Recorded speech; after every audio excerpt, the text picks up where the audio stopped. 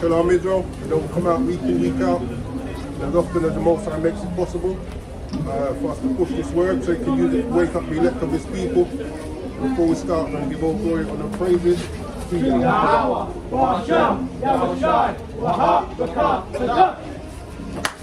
Double honors to the elders and apostles in Israel who rule and teach well, to the Akims and the Iris and Byres and those pushing this word in truth, sincerity, to the brothers and sisters in the truth. Well, what I'm going to do today is I'm keeping it nice and simple as I always do, back to basics, and what I want to discuss today is that spiritual wash, because we find a lot of people say, I'm spiritual, but you know, they never actually can explain how they are spiritual, how their spirituality can help me or govern a nation. Seems to be do what I want to do. That's what makes you spiritual, according to a lot of people that we speak to. That's what it is. Most people, when they say I'm spiritual, that means they do what feels good to them. You know. Shalom, Don Israel. Shalom. So you know, so what does it mean to be spiritual, and how can I be spiritual, and how can my spirituality help not only govern my nation, but help the people around me? Right, so what I wanted to add is when I asked the question, the rhetoric question, how can I be spiritual? I wanted to add, how can I be spiritual according to the Bible? Because most people, their understanding of spirituality is some voices in their head that, from out of the ether telling them stuff, right? No, what does the Bible say? Which is what we're going to delve into. Delve into.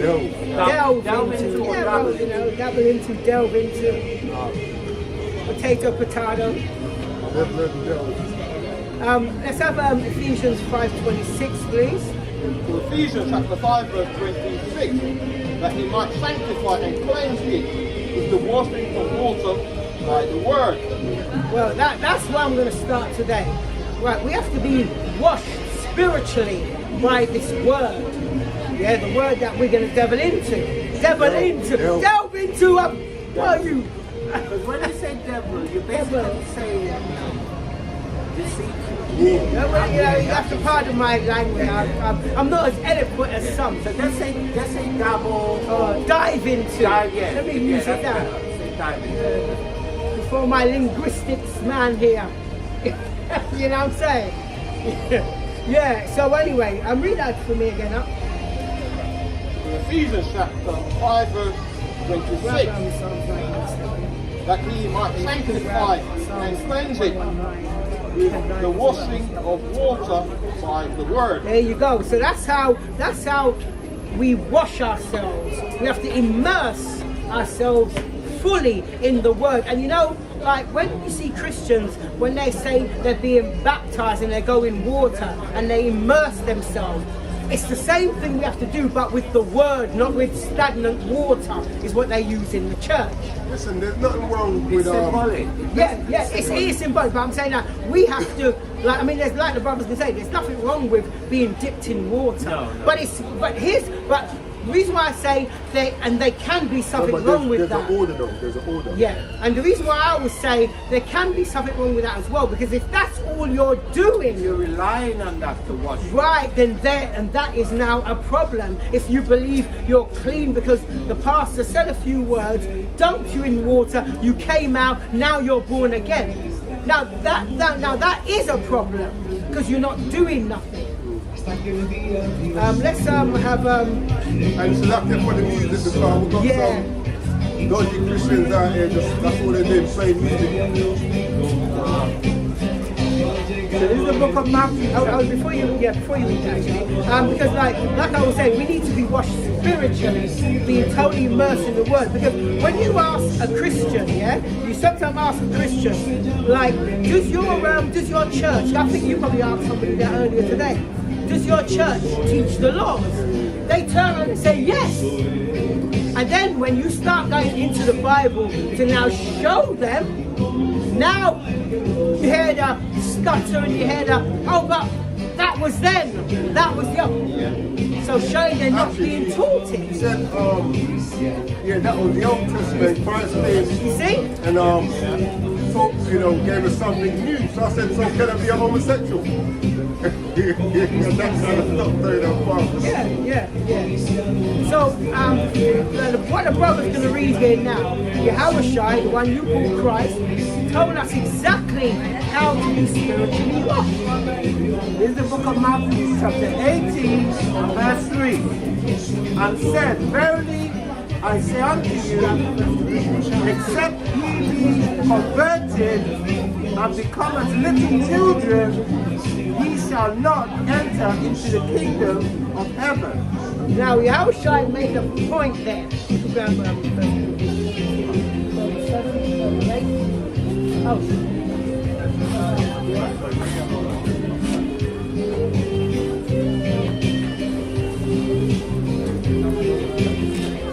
Read that for me again, huh?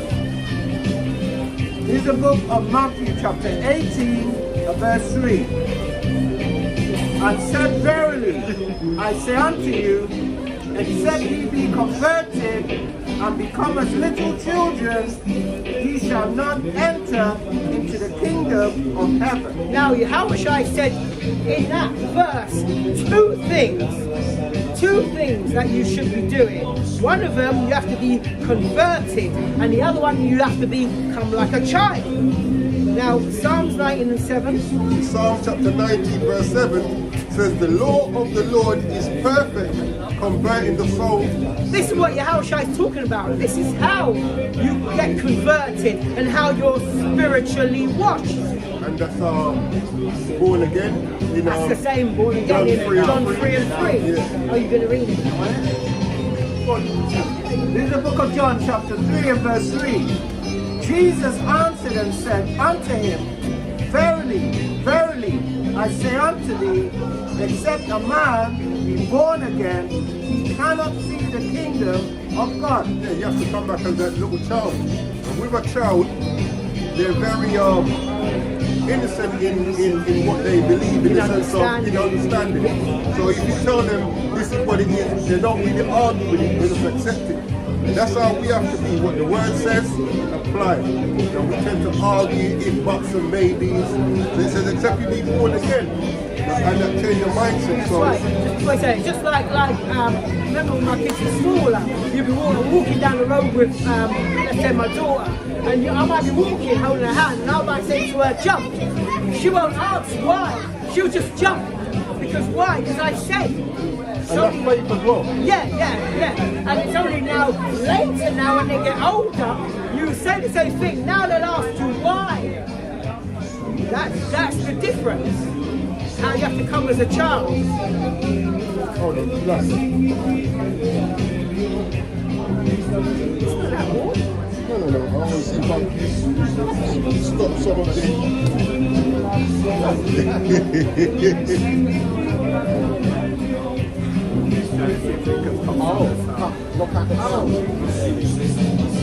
Oh, right. If you right. Try it, hopefully. Well, yeah, anything's worth a try. So I'll read this again. Yeah, read that again. This is Psalms 19 and 7 says, Because remember, Yahushua, like I said, you have to be converted and come as a young. Remember the verse the brother read. You have to be a young man. Yeah. So Psalms 19 and 7 says, the law of the Lord is perfect, converting, changing the soul. Right. The testimony of Yahweh is sure, making wise the simple. Good. And then if you can read Psalms 119 verse 9, just go those two verses, because as you see we're going precept upon precept, those two verses answers that one verse that Yahushua said in Matthew 8 and 3, except you be converted and become as little children. Them two verses is answering that. This is Psalms 119 verse 9. It says, wherewithal shall a young man cleanse his See that? A way young man, he's been born again. by taking heed thereto according to thy word.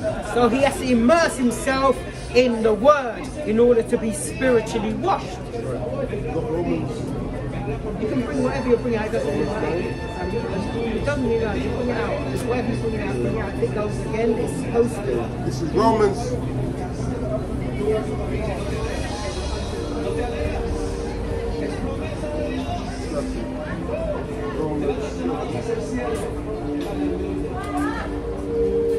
Romans 7 and 14 says, "For we know that the law is spiritual, but I am carnal, sold under sin." So where it says the law of the Lord converts the soul, it says we know that the law is spiritual. So really and truly, if we're not working on operating under the laws that the Most High give us, there's no way we can be spiritual. We can't be spiritual, we can't be righteous, we can't be holy, because all of these are based upon us keeping the laws and our faith. Yeah. Did you read the scripture in Romans that the law is spiritual? Yeah. That's what you just read. Romans 7 and 14. Yeah, yeah. I'll read that again. Yeah. Romans 7 and 14. I'll start 12. Romans 7 and 12. Wherefore the law is holy. So for someone to be holy, you have to be applying the laws. The law is set apart, so it sets you apart from other people. Because, you know, and as the brother said that, because look at it like this, if we're not keeping the laws of the Most High, what makes us different from anyone else? Well, that's what I mean. That's Yeah, You know the funny thing, you know the funny thing about it as well?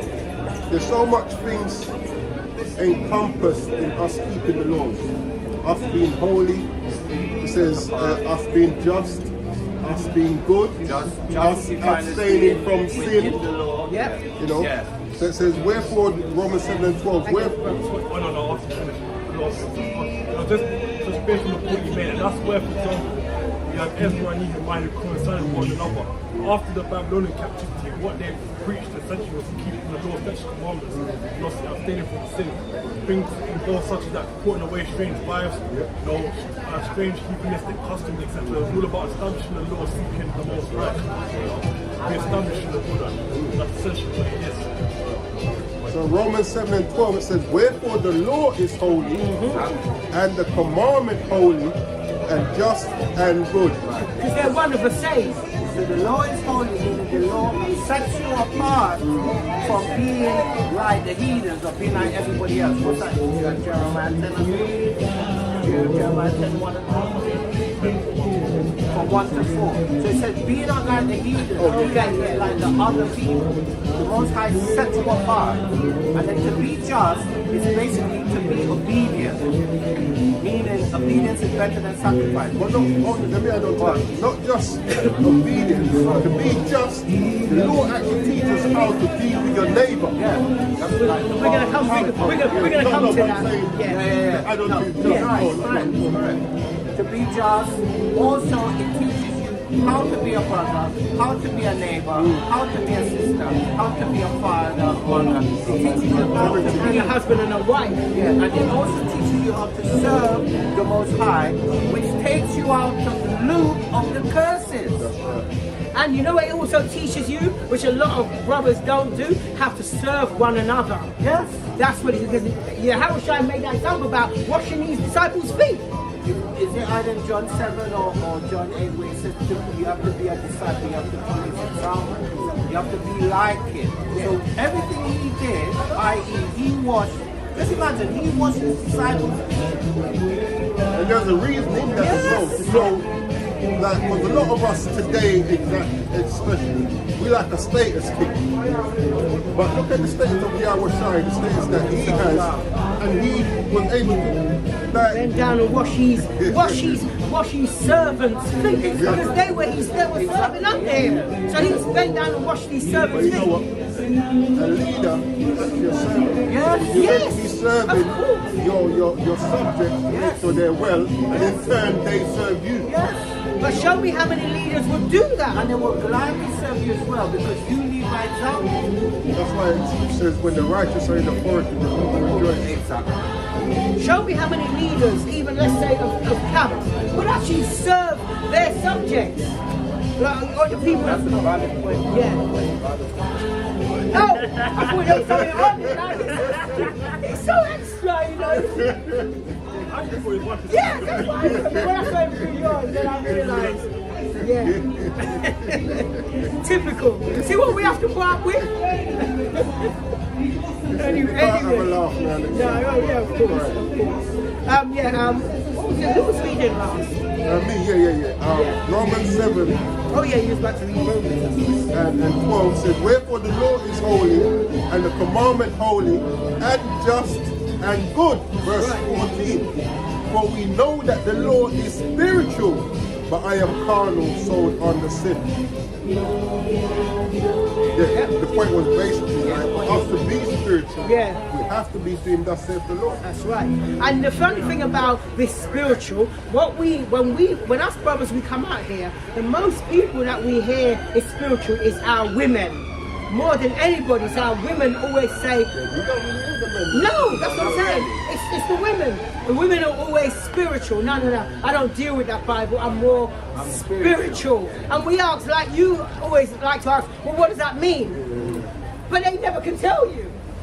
Well, they don't give you an answer that's sufficient for saying they're spiritual. Yeah, no. And they all have their own definitions of spiritual. Or they do, I deal with African spirituality. I know. Meaning what? Voodoo? Yeah. Yeah, you see,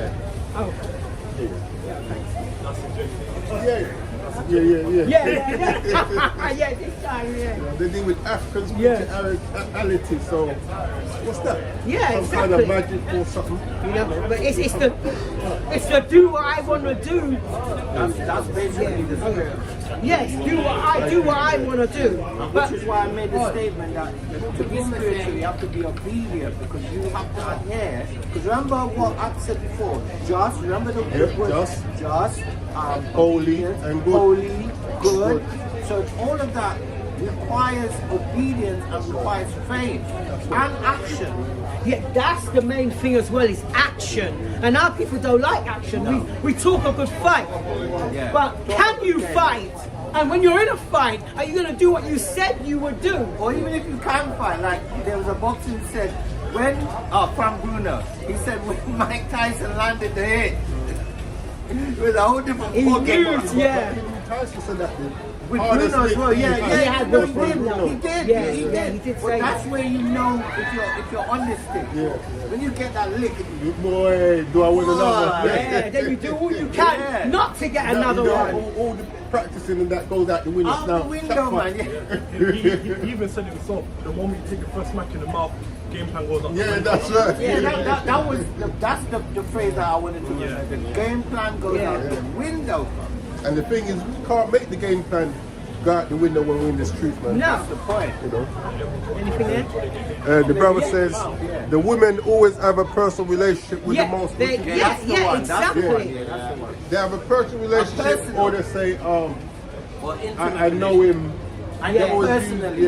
Yeah. He deals with me In personally. person, yeah. Meaning he bypasses this. Yeah. Which is his word to deal with you, to tell you something that goes against what he this said, says. yeah. How is that possible? So bring out 1 Corinthians 14, 37 to 38.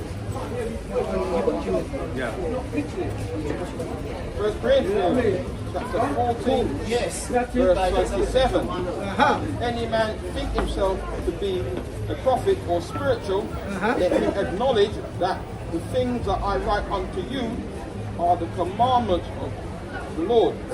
And that's how you are. And as you know, read on first. Verse 38.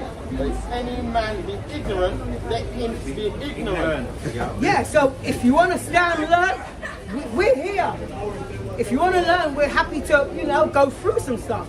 But if you want to be ignorant and stay unlearned, And it's funny because It's we on had you. two polar opposites today. I was chatting to one sister, and the sister was acknowledging, what I was saying. He was chatting to a different sister, and it was totally like yeah. chalk and cheese. She was fighting against what the brother's telling her. And the funny thing is, right, I read her the words of Yahushua verbatim, and she still said, yeah, but. How can you say yeah, but when Yahushua gives you a direct commandment, but yet you still want to go to what you want to say it is? Because they're spiritual. Yep. Yeah, that's Wow. right. And you know what? Everybody is spiritual. I would say that because, but is what spirit are you operating in? Yes. You can have some kind of, is it the Holy Spirit or one of the other spirits that the Most High sends out there. You know what I'm saying? There's only one spirit you should be operating in. And we have to remember that spirit deals with everybody accordingly. So he may have a greater portion of the spirit than me. That don't mean it's a different spirit, it's the same spirit. exactly. Yeah. You know?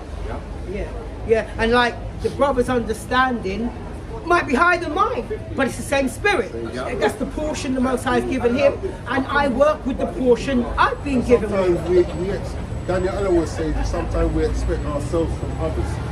You know what I'm saying? We can't do that. Yeah. We can't do that. So in other words, what you're saying is you can't measure yourself by another person's standard, Yeah. limitation or expectation. You have to be true to yourself. Obviously, we're looking at Yahweh Shai. That's the model, Yes. but you know, am I gonna That's reach quite a that high, standard? that's But you know what, right? But you strive for that. Yes, that's what I'm saying. The Like, point I'm saying, I've got my portion. Now this brother, he knows the Hebrew. If someone comes up here with the Hebrew, why should I struggle and skip and dip and dip? Just send him that way. You know what I'm saying? no, it's true.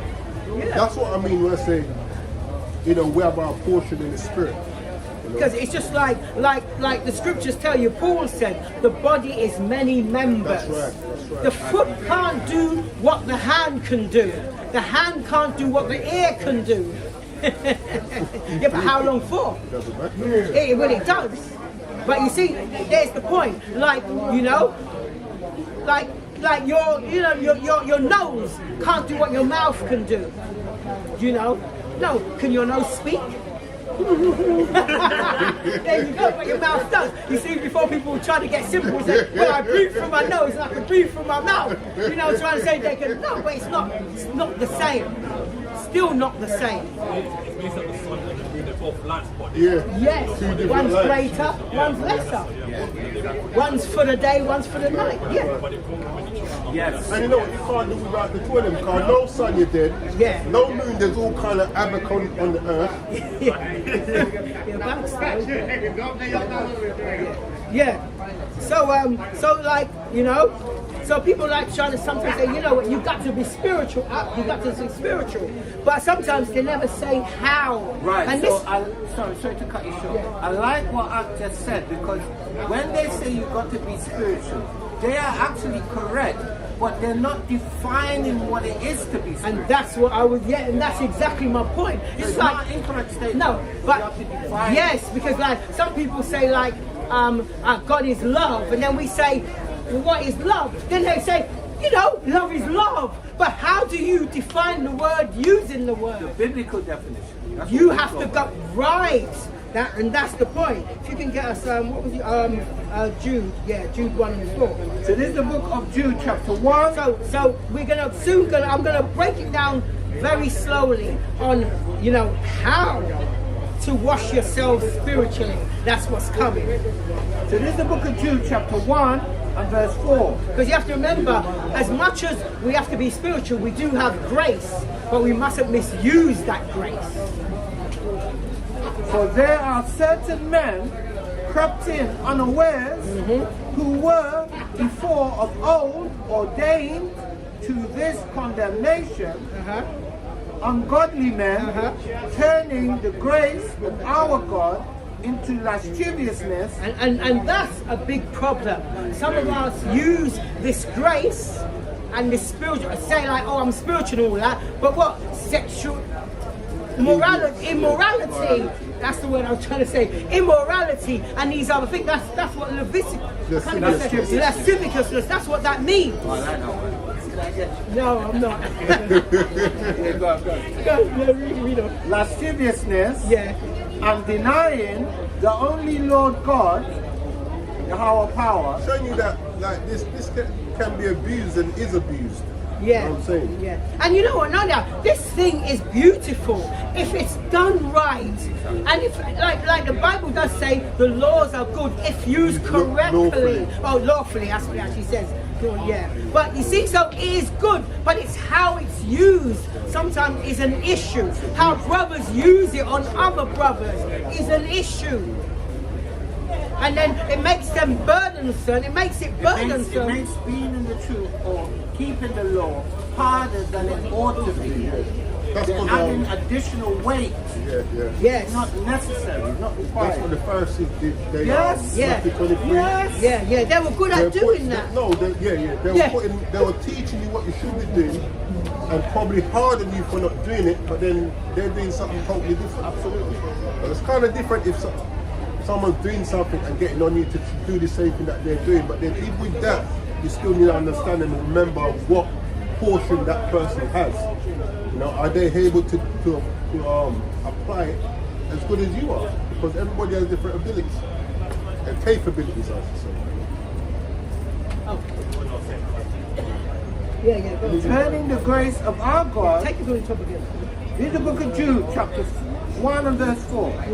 For there are certain men crept in unawares, who were before of old ordained to this condemnation. So there are some people that's not supposed to get this. Not only that, they ordained not Yeah, to. that's what I'm saying. They're ordained not to get this. And these are the people that's going to trouble you.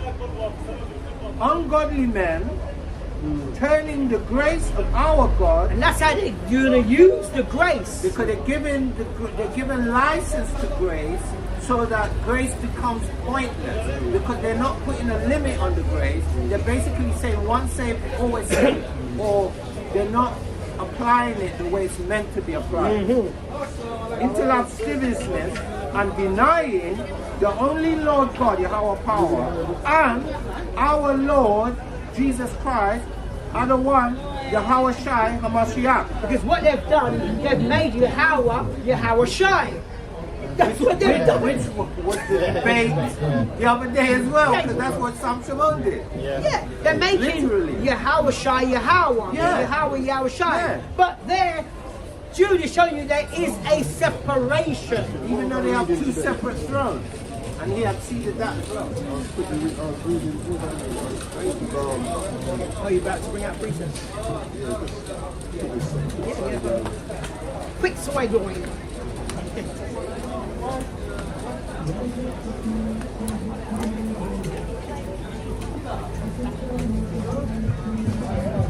Yeah. It's lucky Israel, he's working with his portion. It's a small one today. Yeah. You know what? You find it. All right. Anyway. Oh, okay. Oh yeah, bring out your precept. Look at Titus chapter 1 verse 16. Stay in there. Yeah. Huh? Look at Titus. Oh yeah. Oh, sorry. No, because I'm going to need it. All right. So you might as well stay in. Yeah, you can stay in there. Look at Titus chapter 1 verse 16. They profess that they know Yahweh, but in works they deny him, being abominable and disobedient, and unto every good work reprobate. You want to It say says, something? no, it says unto every good work. What those good works? I read it in Romans 7. Yeah.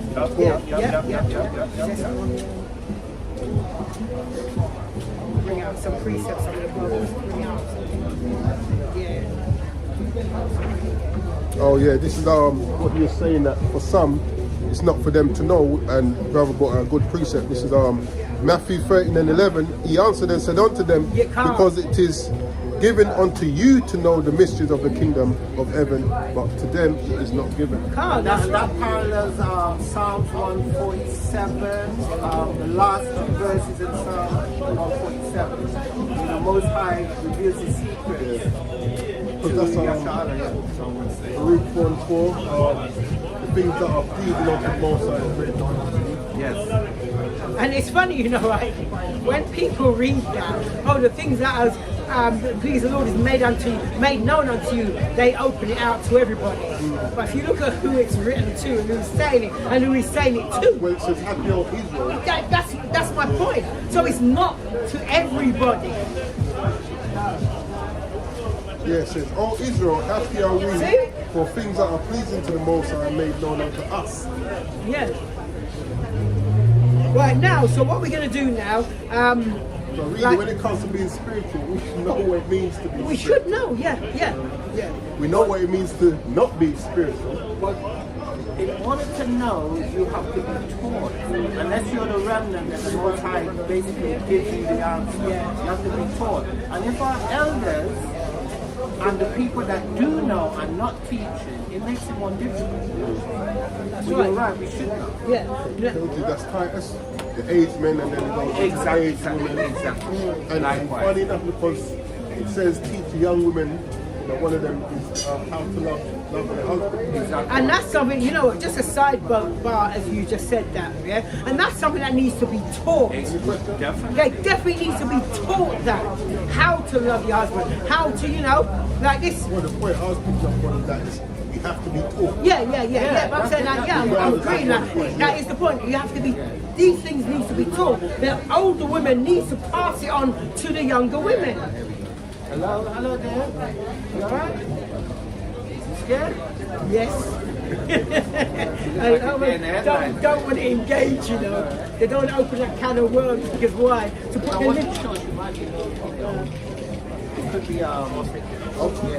But some of them have that look as well. And some of them don't want to engage because when they take that lid off, it's hell to put it back on. You know what I mean?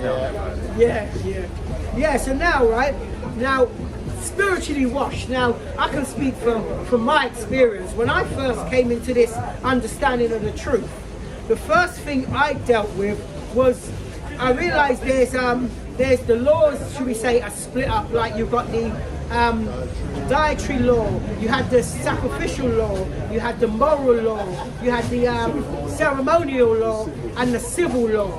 Those are the 5 banners. Now, I first started to deal with the dietary law because I thought for me that was the easiest thing to start going into is, you know, learning certain foods I can and can't eat and start to change my diet. That's how I started my spiritual wash, is start learning the dietary law.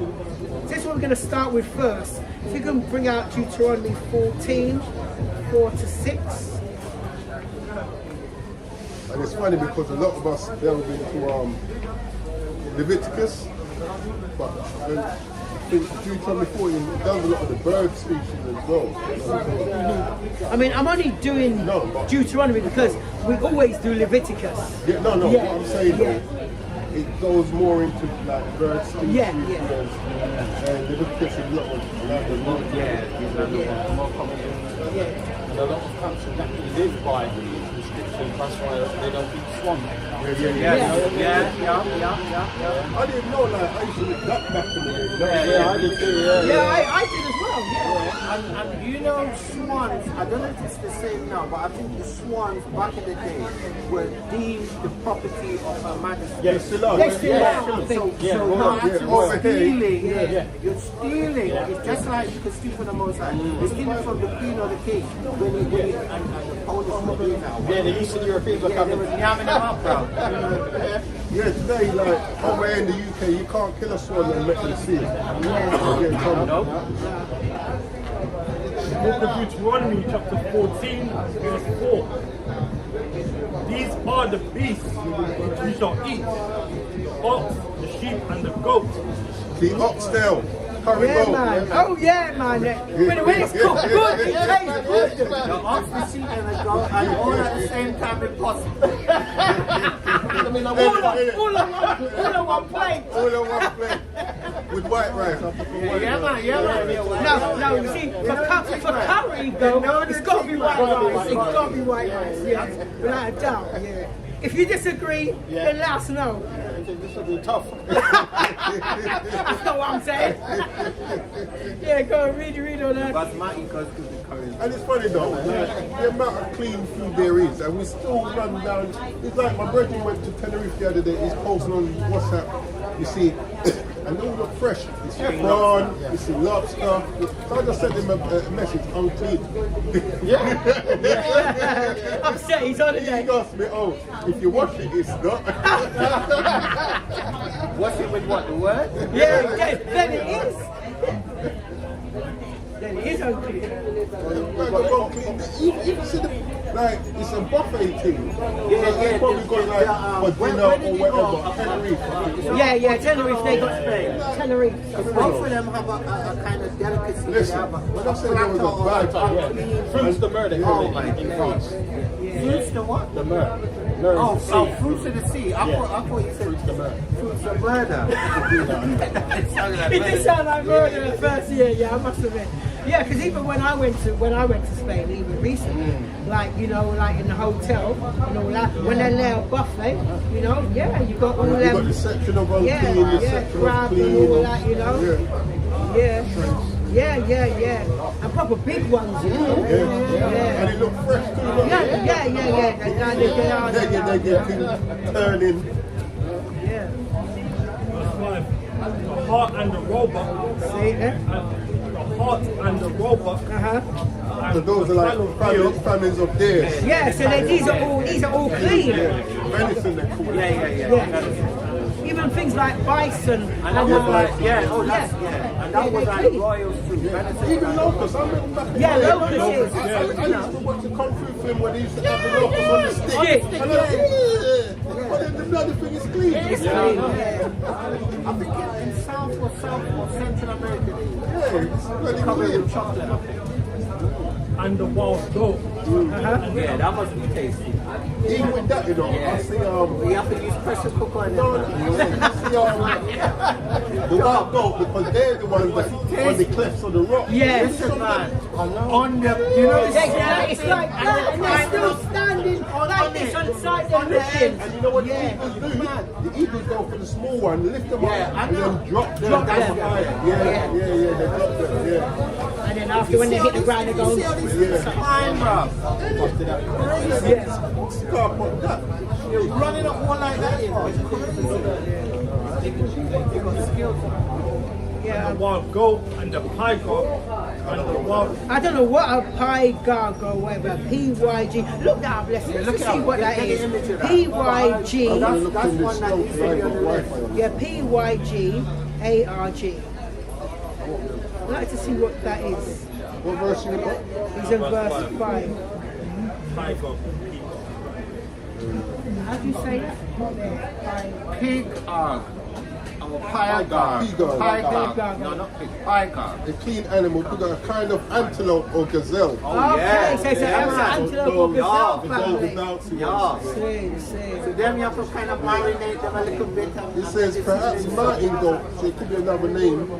Perhaps an extinct animal, exact meaning unknown. But it's the same of, it's probably a family of the roes, the Yeah. antelopes. Also, in a minute, look The up, chamois. stay where you So are. the chamois. Yeah, that's what I said. Look, hang on, let the brother read it first. Pygo and the wild ox Mountain sheep. and the chamois. So that's a mountain sheep with chain on. Okay. So the chamois. Oh, it says, no, it's two, mountain sheep or mountain goat. Then it goes into mouflon or gazelle. So, because what the Bible does as well, will give you a certain animal and tell you its kind. Yeah, tell you of its kind. Yeah. So there's a point I want to bring up with the chamois. The chamois is a kind of a leather strip cloth that they sell to people. Or people that have cars buy them. But it doesn't just clean it, it puts a shine. It puts a shine. So if you got water and you wipe It it, normally it looks like puts a shine. leather. Right, leather. Verse 6. And every beast that parteth the hoof and cleaveth the flap into two claws and cheweth the cud among the beasts that you shall eat. See, so those you can eat these that the brother just listed, and they're kind. Yeah, because the Bible's not gonna list every one. It's gonna just give you that. And because when you go to Leviticus 11, it says and it's kind. It does go through this, and it says and it's kind. It's 11 or Yeah. 14? No, 11 does and it's kind. Yeah. If I remember correctly, I mean I could be wrong, but I think it does say and it's kind somewhere along the line. You can have a look. I know that one, but it does a lot of birds. So it normally tells you and it's Let's have a kind. look at 11. I'm sure it does say it's kind. And you could define that as a genus. So the genus would be like dogs or canines. You've got Rottweilers, Dobermans, you've got Cockers, all these different breeds of dogs. They would be like the kinds, but they're all canines.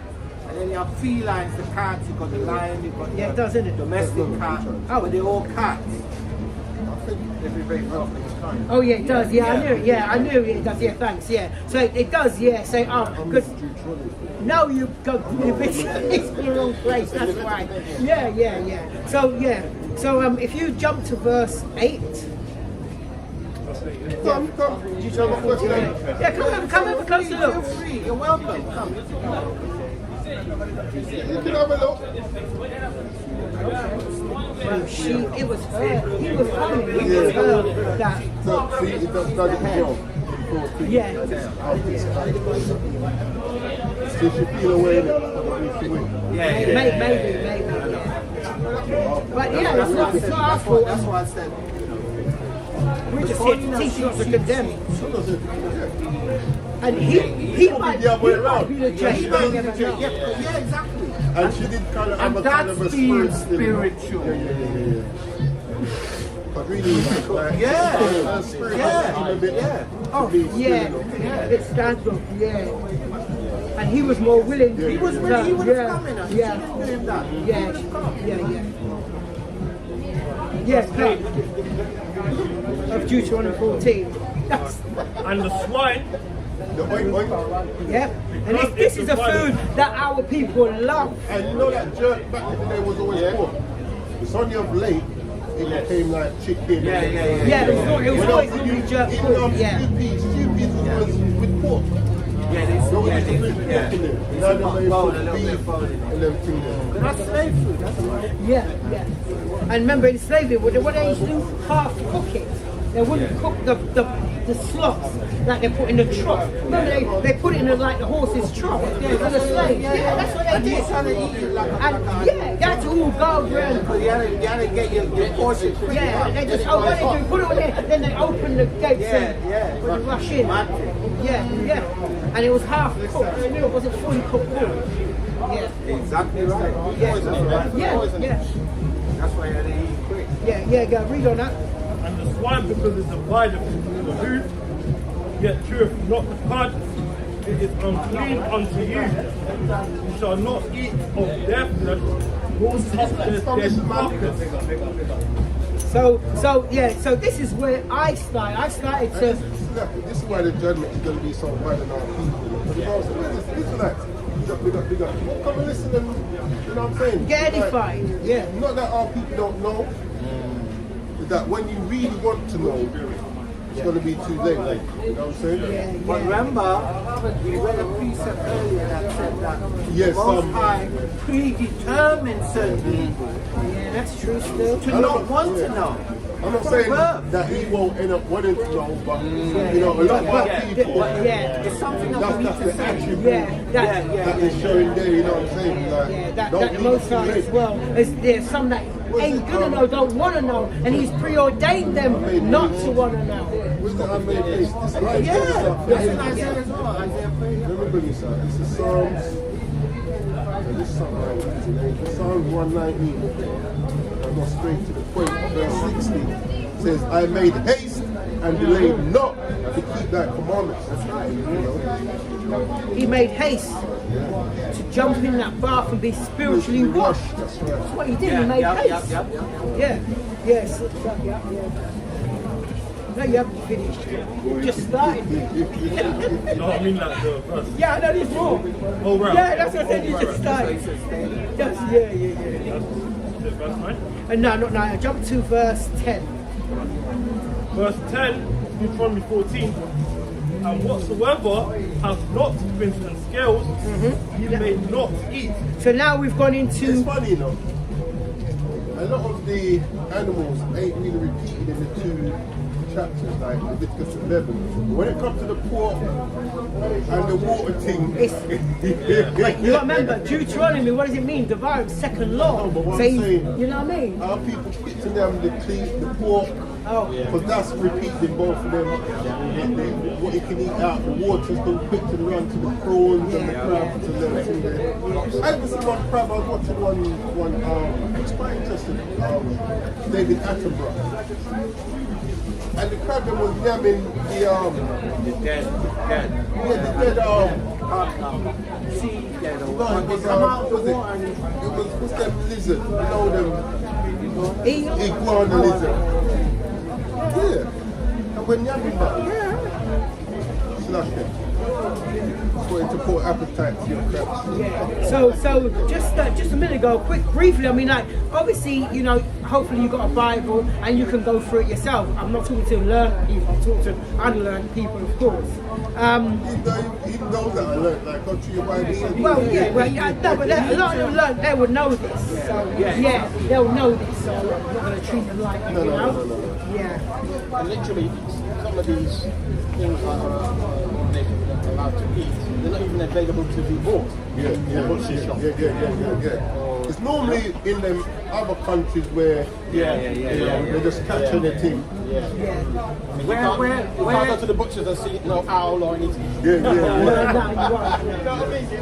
So the countries where they were not given the laws, which is going back to what we said earlier when it said we're set apart, we're not common. So common of the others, the heathen, they're gonna eat whatever they're gonna eat. And they would do it in front of a video as well. Yeah. They would literally show you they would yam the thing raw.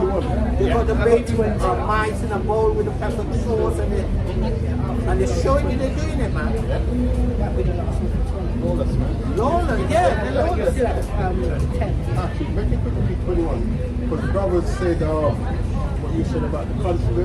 Yeah. This is why they can name them 21. Deuteronomy 14 verse 21, you shall not eat of anything that dieth of itself. Speaking to the Israelites. So thou shalt give it unto the stranger that is in thy gate, And this is why, and you know why I like this one? that he may eat And it. this is why I like this verse, because when it comes to sin, you know, and Yahushua dying for sins and being forgiven for sins, we have to remember the nations them can do what is deemed sin, Yes. but they're not being held accountable. Exactly. Like I always say there's universal laws. There's murder, child sacrifice, and homosexuality. I think there's a couple more, but those are the main three that you normally come up against. That's universal. But the dietary law and all of them things there, They're not universal. no. Yeah, stealing and all of those. Yeah, that's universal. But there's certain laws that we have which ain't, you know, they're not held accountable to. Right, so- But they've got their own moral law that they Right, so should. the reason why they're not held accountable is because according to law, we're dealing with law now, according to law, you have a sovereign or you have a nation or you have a country, you're held accountable to the laws of that country, the laws of that land.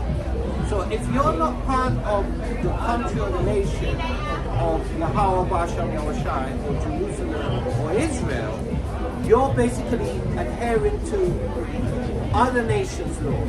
Unless you're living amongst us. Unless you're living amongst us, the same way like if we go to another country, we have to honor their laws. The same way if they're living amongst us, they have to honor our laws. Right? But in the future, the entire world would be under the governance of Yahweh and Basham Yahushai, and we would be the stewards, meaning that we would be the ones demonstrating the law and enforcing it, and everybody else will have to Abide by get those. right or get left.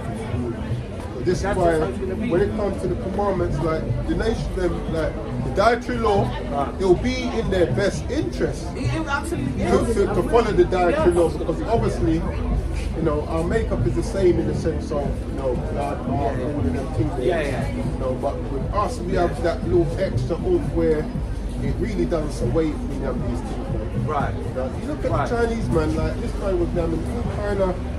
I see one with some. Yeah, The man had the baby mouse without Yeah, the fur on it. Yeah, it's wiggling. Giving it some sauce. Or you saw the Moabite not sister, but the Moabite lady that was eating the live octopus and the thing was all moving in the mouth, bro. And the thing is, you try and do that, and you see what happens to you. You'd be sick as a dog, Dread. Do you know what I'm saying? No, yeah. Yeah, yeah. After. 14 and 21 of Deuteronomy, you shall not eat of anything that dieth of itself, nor shall give it unto the stranger that is in thy gates, that he may eat it. Thou mayest sell it unto an alien, but thou art an holy people unto the Hashem Yahweh thy power. Ezekiel chapter 4 verse 14.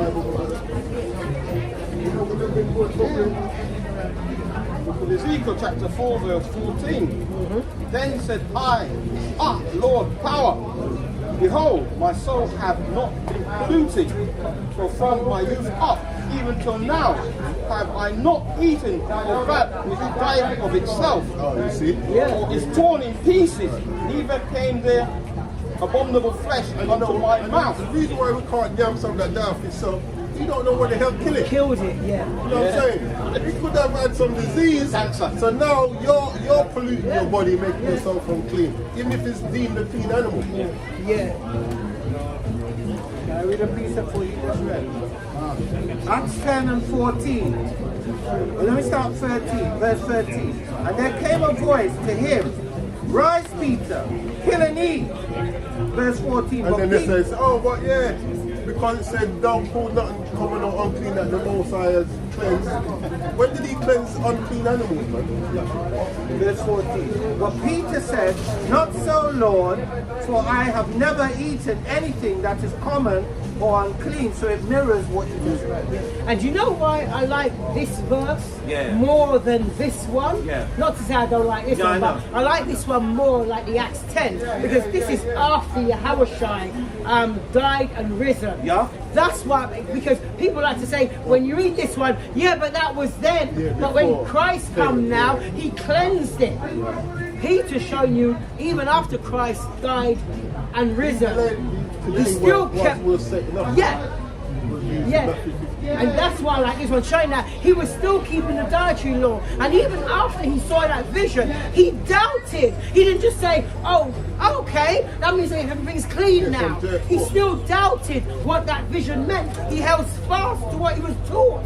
And he didn't stray from it. Even though he didn't understand the vision at first, he still didn't stray from the earlier teachings he had prior.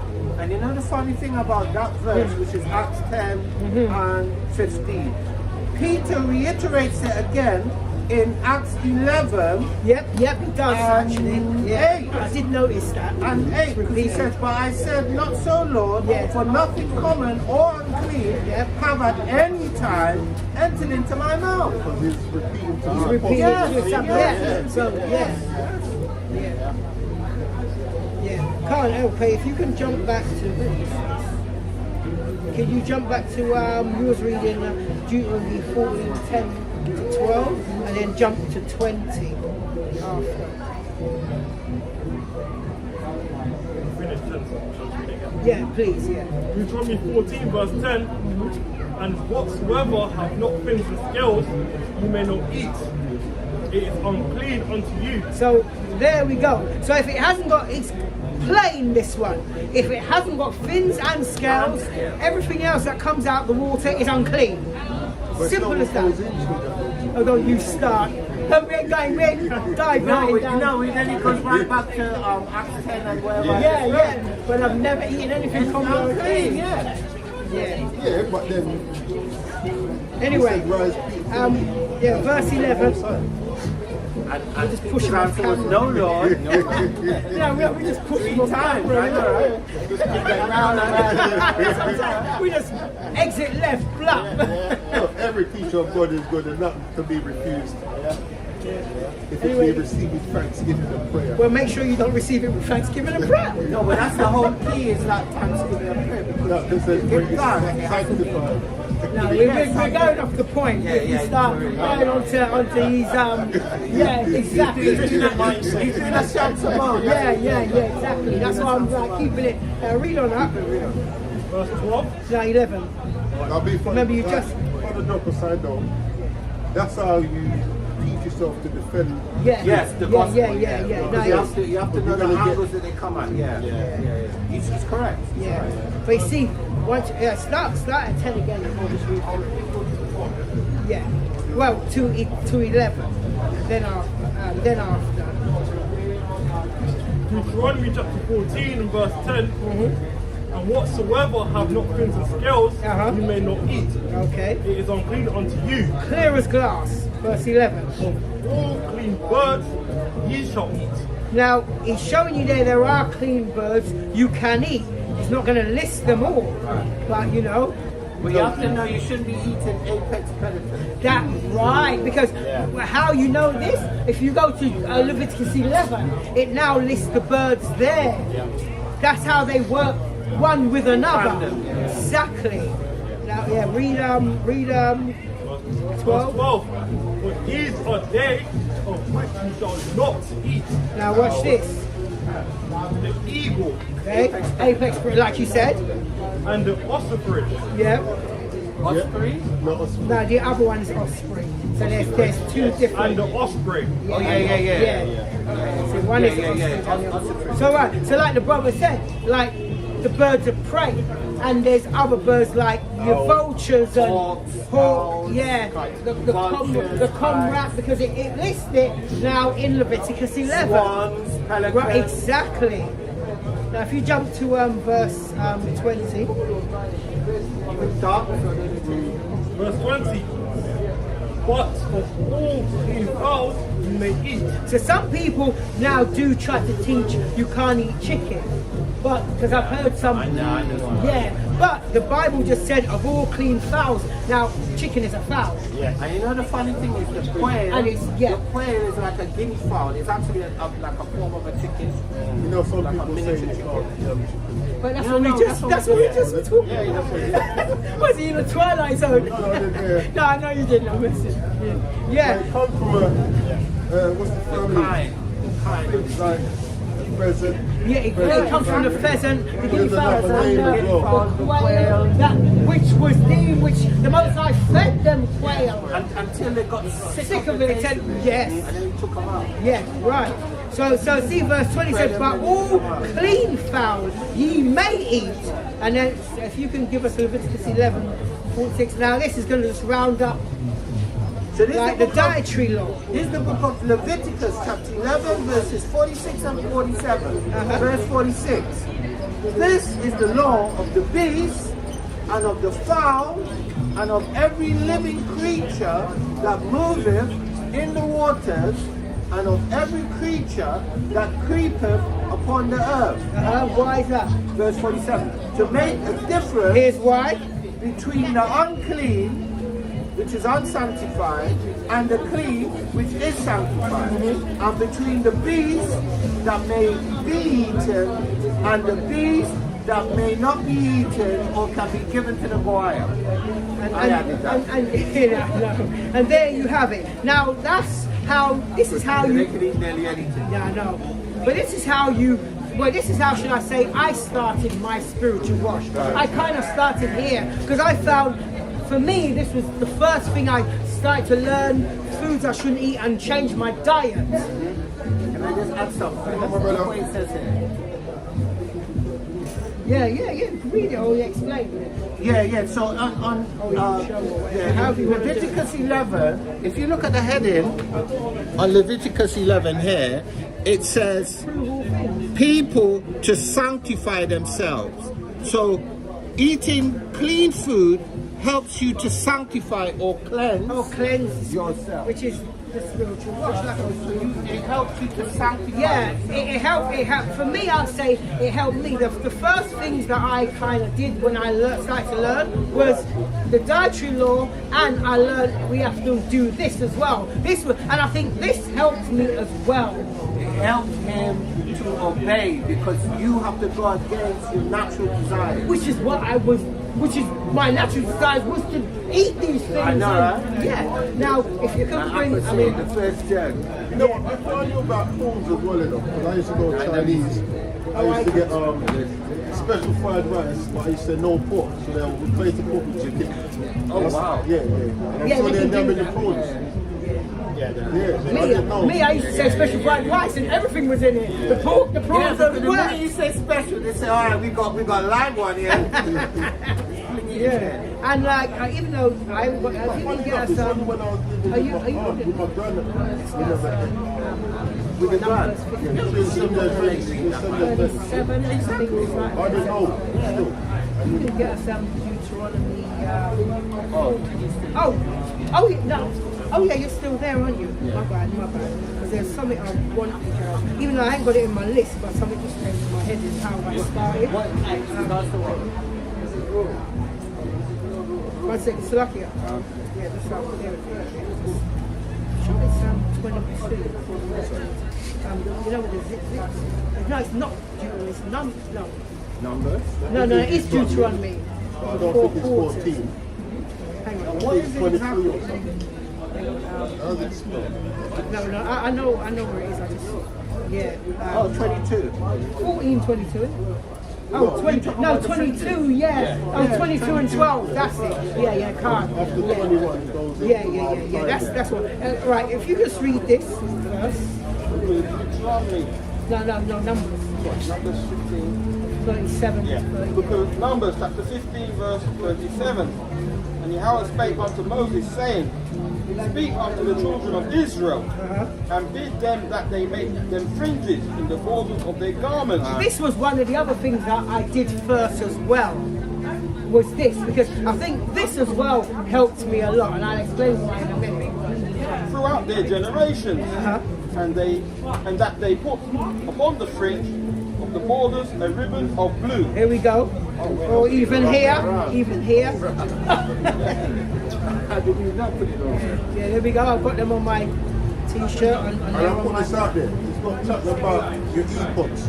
No, I was coming to that. yeah, No, no. I'm coming to that. no, you're That's hold that horse. It's up to you. Verse 39.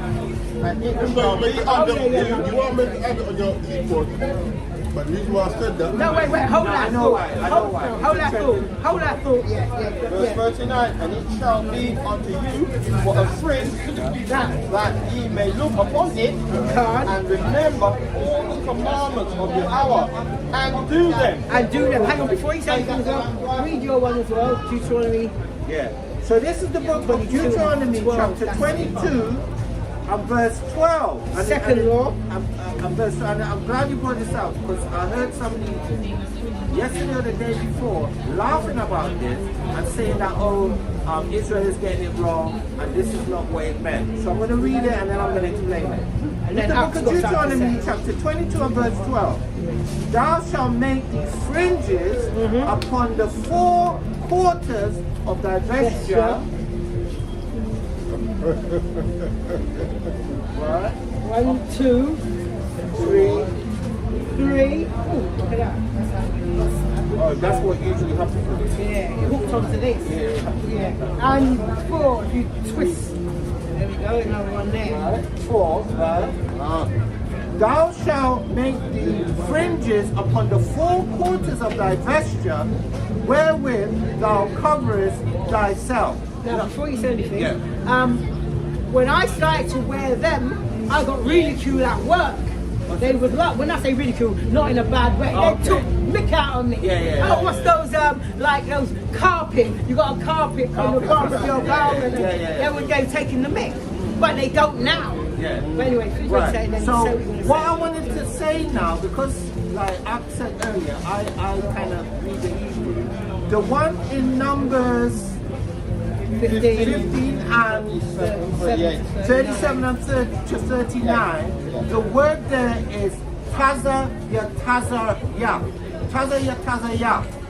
which people translate into zitzit. So actually the zitzit is the fringes that goes all the way around your garment.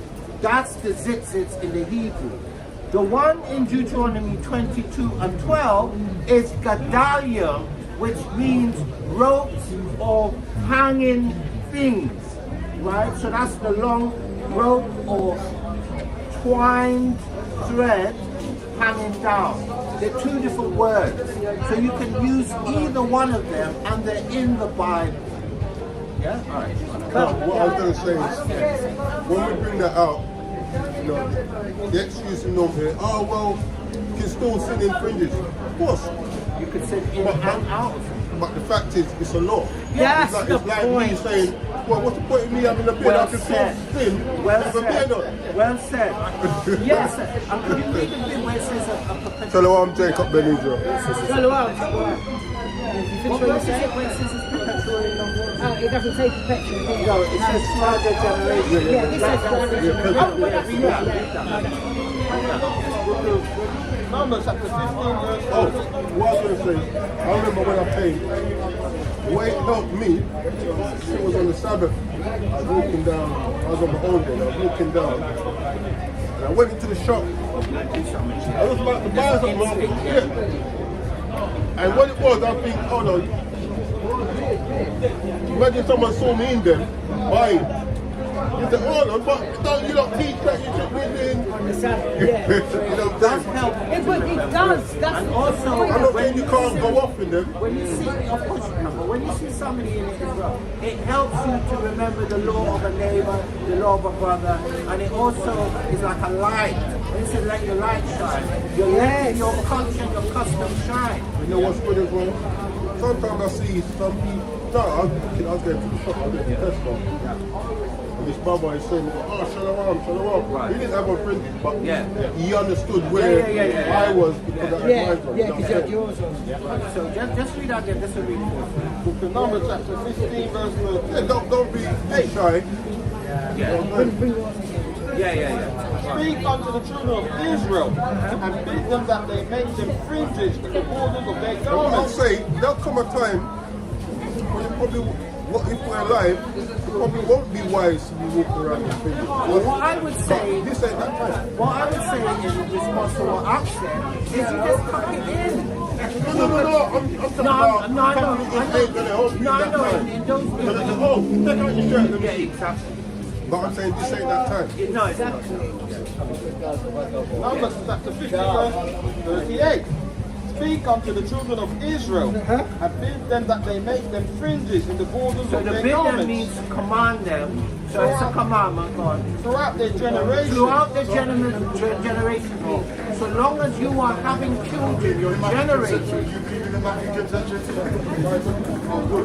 So what that's saying is, throughout your generation, so long as you're generating that year, you're supposed to wear it. Go on. And that they put upon the fringe of the borders And you know what? a ribbon of blue. I know, but even though it's not one of the more weightier laws, It's like a minor law. weightier laws, but you have to remember that it was brought in for something very weighty. A man got put to death. Actually, read verse Gathering 36. sticks on the Sabbath. Read 36. Which is why this was established. Yeah. Book of Numbers chapter 15 verse 36. So it has a big implication on it still as to why it was put in place. And all the congregation brought him without the camp Because this guy was picking up sticks on the Sabbath. and stoned him with stones. And he died, as Yahweh commanded Moses. And then the Most High implemented the fringes. And so it's a I commandment. think he was that generation. Yeah, Yeah, you yeah, just yeah. read it again. Read it again. Throughout their generation, and that they put upon the fringe of the borders a ribbon of blue. Right, so the whole point is it's perpetual. There's no point where it's done away with. You have a point I wanted to bring. Yes, you That's can what I have was it on going to the say. e-pod, Yeah. but that's not talking about. That doesn't come out in say, the e-pod. yeah, only in, this doesn't It's say not saying nothing that. about teaching in it only. It's You don't wearing have it to- throughout your, so once you wake up in the morning, you put it on and you go about your daily life. That's what this is saying. It's not saying only when you're teaching. So as soon as you're teaching, your e-book comes off, now you look like like everybody else. So they It's use it not like, what like, I like, say. like how to put it? You know, like when you've got a secret identity. Yeah, and, Superman. and yeah, and you pull out your thing and you But I've heard that still. Yeah. And that's why some of the camps are finding fault of saying t-shirt fringes and all that. Yeah. I heard the brother say, we don't wear the same garments we used to wear back then. Hold on, read that last bit throughout your generation. You heard exactly what I heard. Yeah, That's but what I mean. let's see if it says through the. I want to interread something throughout your generation. Let's read throughout your generation. Order of their garments throughout their generation. Now you're telling me an all-knowing God didn't know that my clothing today weren't going to be the same as what they were wearing then. Back So he then. said, well, throughout your generation. So throughout your generations means, so long as you're generating and you're putting on clothes, whatever the clothes are, which are lawful for you to put on, you put fringes on them. That's what You he said. finished that? Read that again. Yeah. No, but hang on. But this is going to cut that as well. Watch. When I say cut that, not the scripture. That point. I know. When they're trying to say read. I know. So Yeah. this is Deuteronomy 22, the double words, Masanat Dabayim, double words, Deuteronomy 22 and 12. Thou shalt make thee fringes upon the four quarters or four corners of thy But vesture, watch this. wherewith thou coverest thyself. So whatever you're using to cover yourself with it, bees on it. So that's a done deal. So you can't say, oh yeah, but we're not wearing the clothing back then. That didn't say that. It says whatever you cover yourself And with. the word is different from the word that is used in Numbers 15, which is Tazayah. In this one, it's Gedalia, because I read the Hebrew. So the argument that certain brothers are bringing out, beloved brothers are bringing out, it's incorrect. That's right. And yeah, like the brother Sorry, said, but it's incorrect. yeah, like the brother said, you can still sin in fringes, of course. But the whole point with them, is to look upon a it, to reminder. remind us, I shouldn't be doing this. And I remind shouldn't be others as sinning. well, not just yourself, but others as well. Yes. It's like me saying, why should I grow a beard? I can still sin with my beard. Yeah, but it's exactly that. You see? Same argument, yeah. You know what I'm saying? Yeah. So the whole point is to spiritual. be, I got spiritual beard. the whole point is to be obedient to the Most High. And the obedience is following the instructions, because when we say law, we actually means is instructions. That's what it is. Following the instructions, all the commands, or the commandments of our power. That's basically it. And the faith, that's it. And like I can only speak for myself. These were the first things I did. You know why? Because it wasn't difficult to put on fringes. It wasn't burdensome just to put them on the edge of my clothing. It wasn't weighing me down. It wasn't holding me back. It didn't do nothing different for me apart from make me conscious I had them and I had to walk differently. That's what it did for me. I tell you what it does do. It puts you in the right mindset. That's what I'm saying, made me Where it is, conscious. Before I started wearing fringes, I was in the truth. A beloved brother of mine actually made my first garment with fringes on it. He presented me with that. But before I was given that, I knew the truth. So what it is, at some point you get to a point where it's like, you know what, You have to this is start me. applying certain things. This is what I believe, and I'm gonna stand on my belief. But that's another thing. We're not saying as soon as you come in, you have to be doing these things. But I didn't apply some of the things I'm doing now straight away. No, let's But be real. these Let's are be things honest about it. you have to try apply over time. Yes. And the reason why I'm doing it in this order, because this was kind of what I applied kind of straight away. Once I got the understanding, I started to change my food, what I eat, because me, I can drop food easily. Other things now was harder. Yes, but like, yeah, of course. Other things, other things were harder, but this I found like easier. It was easy for me to let go prawns and pork as I understood. And then I started to wear.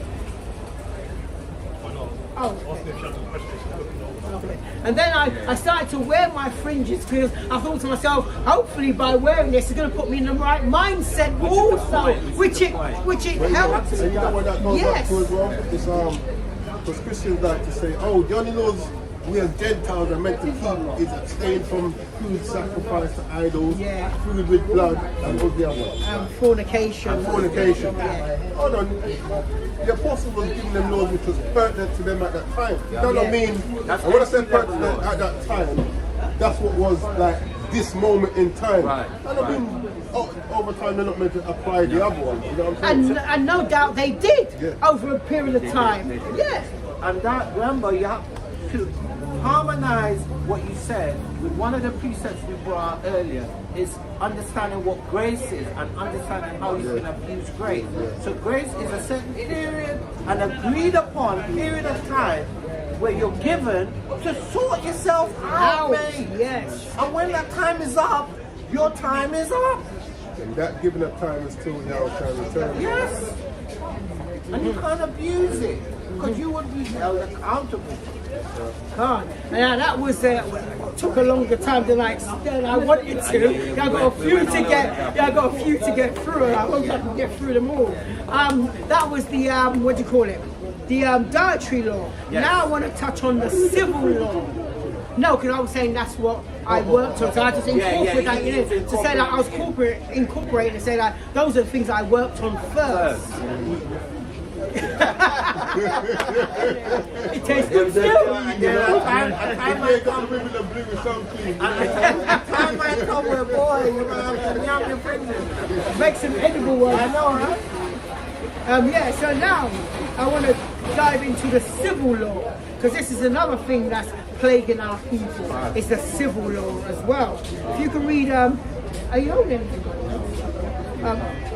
You finished number? Okay, good. If you can get Exodus 22:16, And you know what as well, like, if you can get Leviticus, the more you do something, no, the easier it becomes. Exodus, no, 21 and 10 actually. Yeah. He's getting 22 and 16. You get Exodus 21 and 10. And if you can get Leviticus 20 and 10. And if you can grab Leviticus 18 and 22. Yes, like I said, the more you do something, the easier it becomes, you know. Because really and truly, Yeah. us coming back to our heritage is teaching us how we should be actually living. Because we've been conditioned to live a certain way. We've been conditioned to live unspiritual. Yeah. You know what I'm saying? Yes, yes. And the Lord is bringing us back to being more spiritual in our walk, in our lifestyle. You know what I'm saying?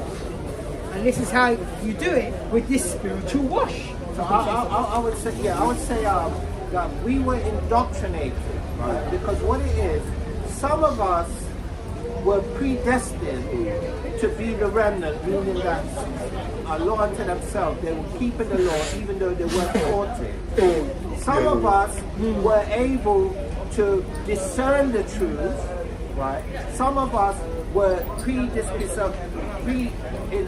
predisposed to never come into the truth, right? The Most High did that before. He elected you and you and you. That's fine.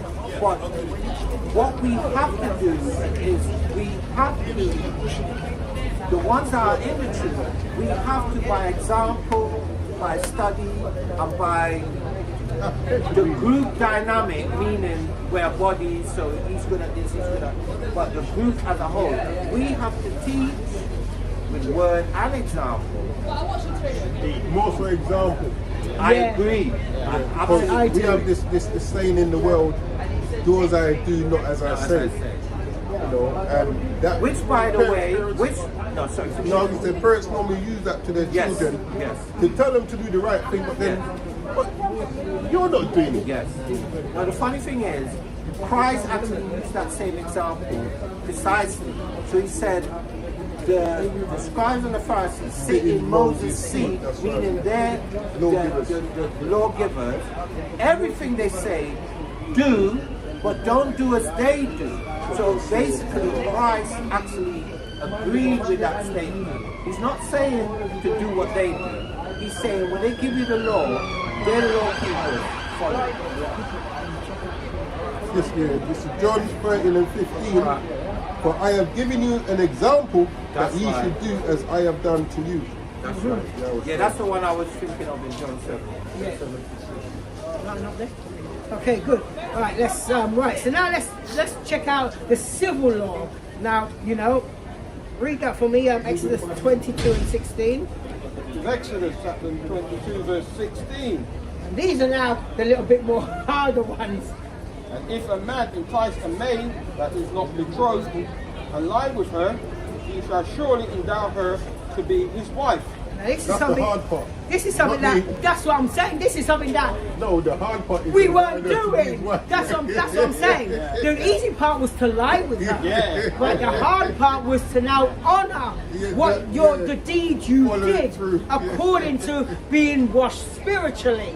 That was the harder part now, is that last part that you're gonna now make her And your you know wife. what? Like we as a people, like we've been conditioned, because you know what I'm saying, we are Gallus, and all of these songs that we Yeah. sing, Indoctrinated. it's all about just the laying down and ignoring Yeah. the responsibility that we're meant to That take. you're supposed to have with, you know. And basically say next. Yeah, no, that's exactly, you know. And read Exodus 21 and 10. So this is the book of And this is a law here, but this is also another way how we abuse. This is the You sure? This is the book of Exodus, chapter 21, verse 10.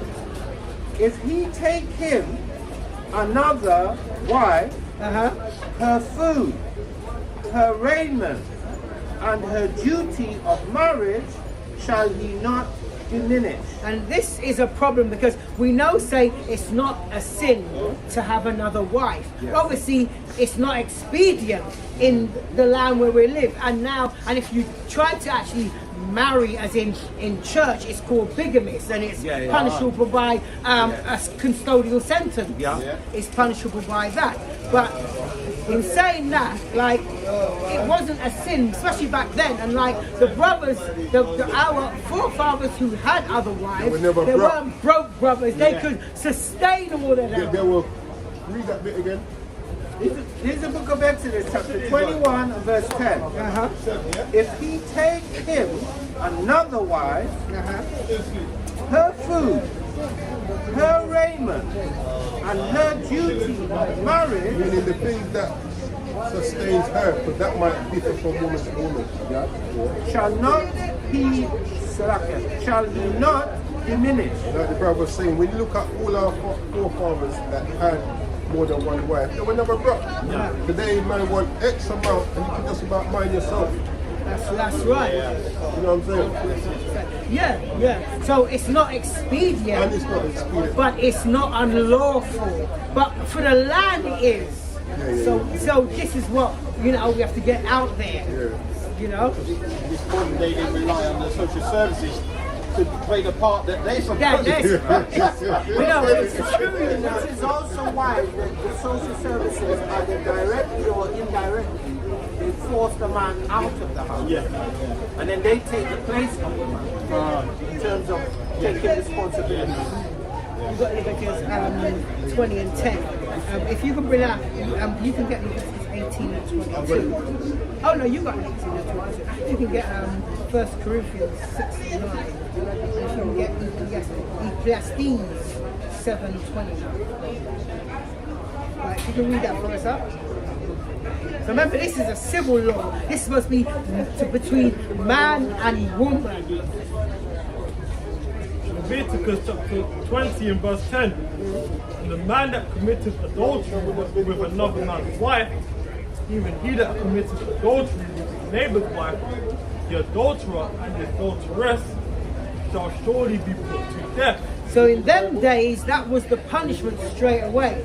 But obviously, through grace, that's not happening now. And this is a problem. Oh.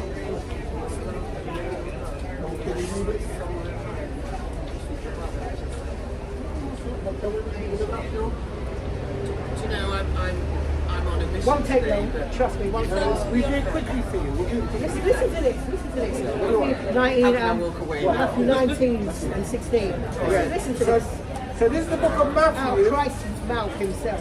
This is the book of Matthew, chapter 19, and verse 16, and it reads, And behold, one came and said unto him, Good master, what good thing shall I do that I may have eternal life?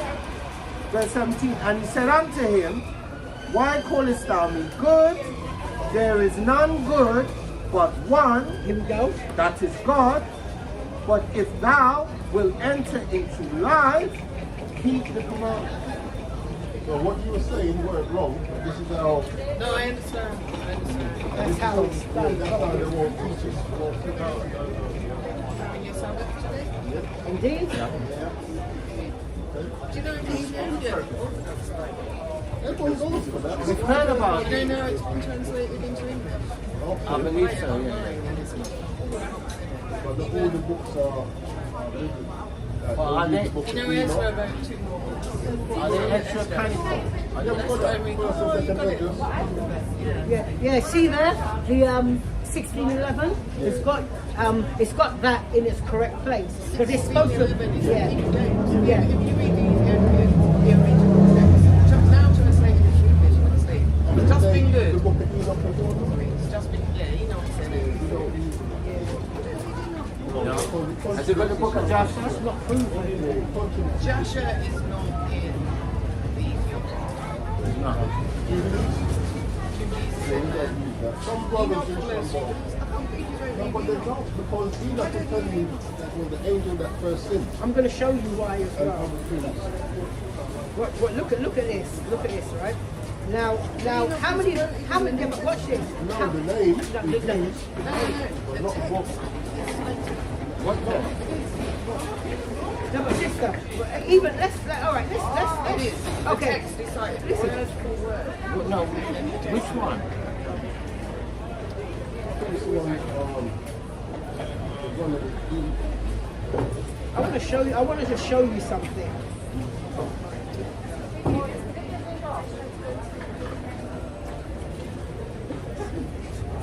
is in Jude. And Enoch, also the seventh from Adam, prophesied of these things, saying, Behold, the Lord cometh for 10,000 of his saints. Yeah, but where's the book? Yeah, but it is word for word. Because remember, the Ethiopians never stopped. They kept their books. You know this. You know this. Of how we now got it. You also know that there's little bits that are missing or not right. Word for word. You know, it's important that we say scientific word. Enoch, that little stick of Enoch, and his word for word. But watch this. But hang on, When hang they on. found the Dead Sea Scrolls, they didn't found pieces of that. Nah, this is what I'm doing. This is exactly. I've got it already. I've got it. This is what I was pulling up. Where's fragment? my? Now watch this, right? How many? But listen to this. How many chapters? How many chapters are in the book of Enoch? I'm asking you. There's one book. No. How many chapters? No, wait. How many chapters? I'll tell you. In some books, one book of Enoch has about 81 chapters. Another one has 108 chapters. Now, here's the problem. This is the fragment that they found of the book of Enoch. This is what, no, look, my point is, if this is the fragment of what they found, how do you get 108 chapters from this fragment? Because this is all they have of the book of Enoch. Listen to. Yeah, but the point. You know, the Ethiopians wrote multiple times. Listening to you. Sis, the point you're missing. In order to write a book, you have to have the manuscripts. Like when you look at Isaiah and Ezekiel, all of them, they've got full manuscripts. That's why you can have 66 chapters in Isaiah and so forth. In Enoch, there's 108 chapters, but this is all they found of a fragment that has Enoch written on it. They don't even know if this is the book of Enoch, but because the Why fragment, not forget that? you can't forget this. But since you can't forget this, because You're looking at Dead Sea Scrolls. no, this isn't the Dead Sea Scroll. The point I'm trying to show is This is the fragment that the book of Enoch come from. see How do you get a whole, or whichever way it's meant to be on the that back of So the reason why, now, I showed you on his phone the fragments that they found. This is the actual size of it. So look at this. I want you to look at it. How can you get, how many chapters? 108. 108 chapters. No, it's not. This is the book of Enoch that was found in the compilation of books, or the library of books, located in the Qumran Valley, which is known colloquially as the desert. No, you don't know, because this, you can't get 100 chapters from that. You cannot. Yes, you can. But you cannot.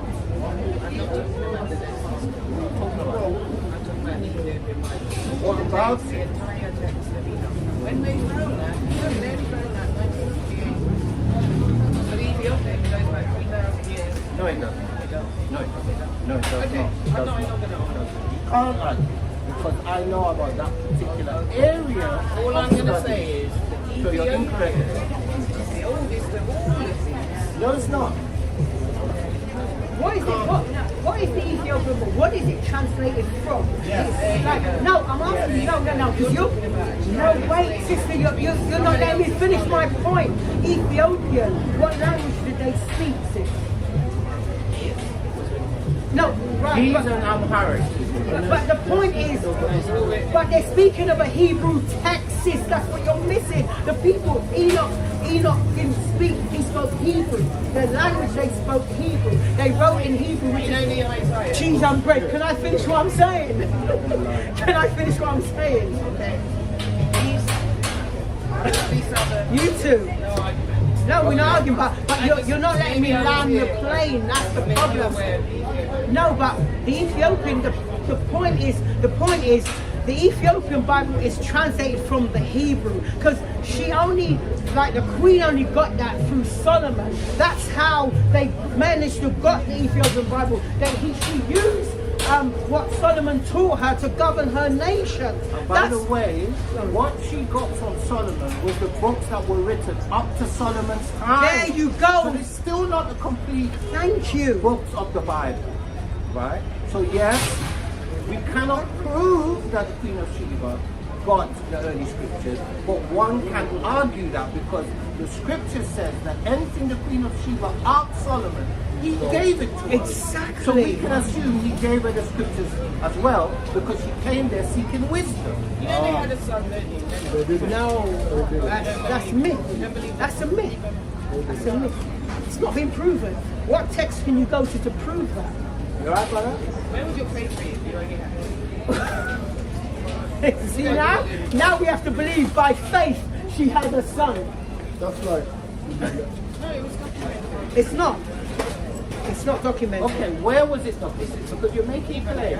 Can you prove it? Book, chapter, verse, or cite the Kebanagal? No, When you mention about what scriptures went to Ethiopia via Solomon, you know he also said the high priest and the Ark of Covenant. He's going to send it up. He can't send the Ark of the Southern Covenant. Okay, No. have a look into why every single church in Ethiopia Sis, have you read the Bible? Do you know the Ark of the Covenant? Sis. That's a few when Ezra and they Sis, have you read the You know Bible? the we already went into this. Sis, have you read the Bible? You know what happened to the other nations when they had what happened to them? Yeah. So these other nations, listen, if you're not even a Levite, when they were sending back the ark to us, the ark looked like it was That's going why to the fall. keeper, the gas, will explain When about there was- priests when there was- had to go with the ark. We're not going to give our ark to Haman. No. Exactly. She was a Hamite. She's not even a. Now you go somewhere else now. Where was she? She's just arguing off of what she thinks. Yeah, but what does that Brothers. mean? We're not going to Doesn't give the mean ark to nothing. Ethiopia. Yeah, that's the best thing she can do is. Yahusha said, "Ye Ethiopians shall die by my sword." Shalom, Daniela. Shalom, shalom. Now, they always keep banging on about this Ethiopian, but it had to be translated from something. Right, so we're going to give our ark to Hamites. So the point being,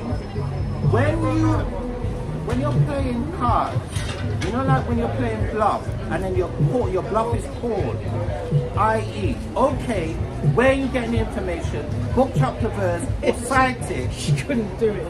Right. You know what was Said you have to funny? live by faith. When you watch what's my dude doing? that does the what's his name? That doesn't work. There's a few of his films about the park. Oh, not Charlton Heston. No. More time. It's like Oh, Tomb Raider. Oh, Raiders of the Lost I know Ark. you're Raiders talking of the about. Lost Ark. Yeah. Now, when you watch the one where they found the ark, what happened? When they opened They it, were bugging out. it took out everybody. The only people who never took out those that had their eyes closed and didn't get to see what came out the ark when the lid came off. When they started to pass with it now, they got jacked up. Right.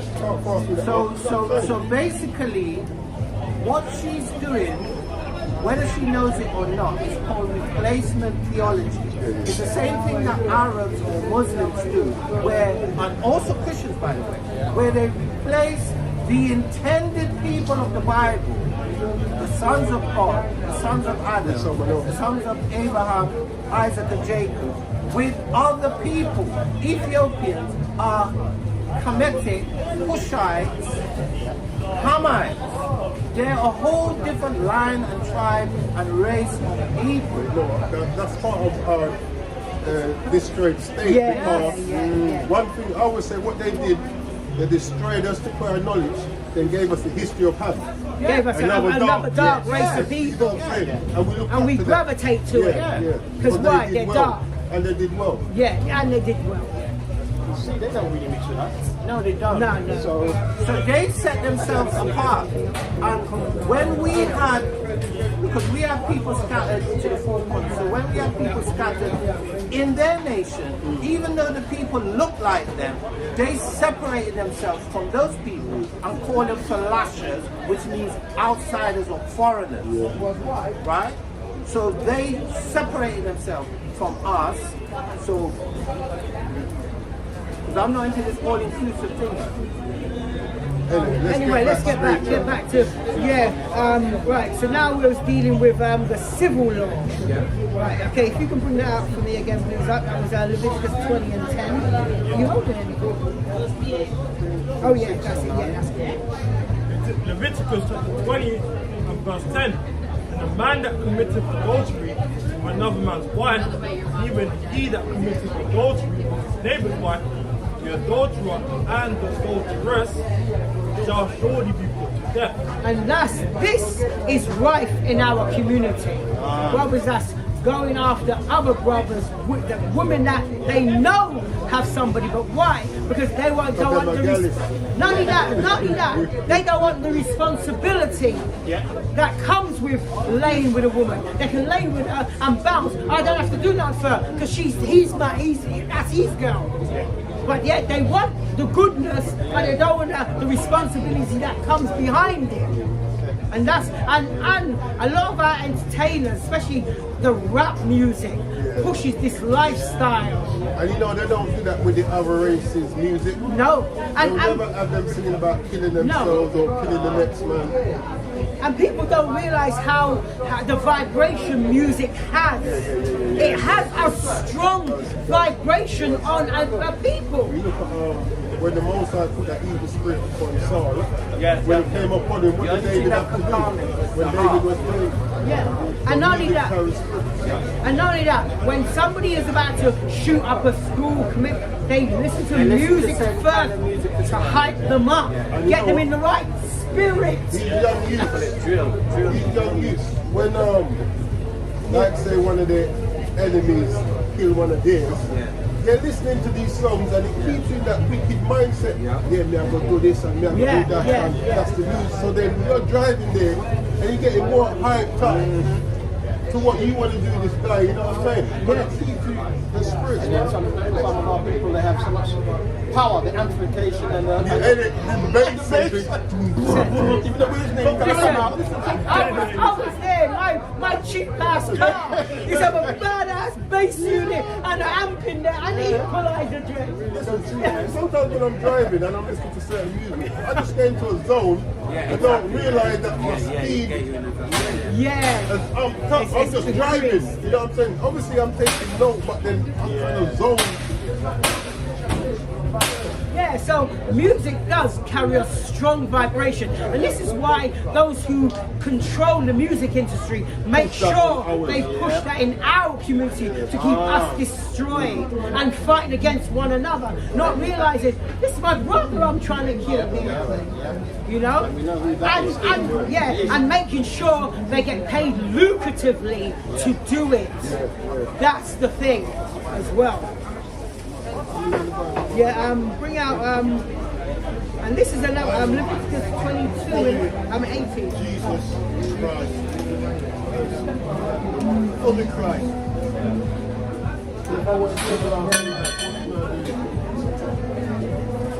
Repent of your sin. What he said. Sin? He's born in sin. What did I put? You know what sin is? You know what? I don't want to hear. No. Thou sayest. Okay. Thou sayest. No. Thou sayest. Reject the word of God. I can't. We haven't rejected it. You were born in sin and shaped in iniquity. That's the word of God. You don't accept that. So, but the understanding is wrong. You can't go any further. All right. I told you, he doesn't want, he already said no. And he said, we're rejecting the word of God. Even though we're reading out the Bible and he's talking off the top of his head. But we're rejecting the word of God. How is that possible? He said he was born in sin and shaped in. I know, this is the part. This is 2 Samuel 6:6. And when they came to Nachon's threshing floor, Uzzah put forth his hand to the ark of the Most High and took hold of it, for the oxen shook it. There you go. Verse 7, and the anger of Yahweh was kindled against Uzzah, and the Most High smote him there for his error. Yeah. And there he died by the ark of the Most High. That's right. And he was trying to do something good. I know. Or what he thought was good. I know. And that upset David as well. And you know what? That frightened him as well. He shook after that. Because I think the place So now Ham's gonna have for us our something because there was a breach in it. It was a breach. And we was only getting him back because them Hamites had it, and they were getting emerald stones. Yeah, so they wanted to And get none of them that wanted to fussy get out. I remember they said about They something just about. speak to someone else. No, they said they put it on the car. Fuss it up. They let the ox. That's what I was going to say. They put it and see that if he goes this way, it's of the Lord. If he goes that way, and he went the way, and they thought, yeah, And the they gave Lord's him catching us offering up. as well. So Yeah. the golden emerald. Yeah. They just chuck him on a horse and cart and send it on his way. One out of here, boy. And Yeah. now Ham's got it. And then Solomon's going to give it to Ham. Right, I think it's Jeremiah. It's not Jeremiah. Second Maccabees. Yeah. Where Right, Jeremiah hit it. prophesied.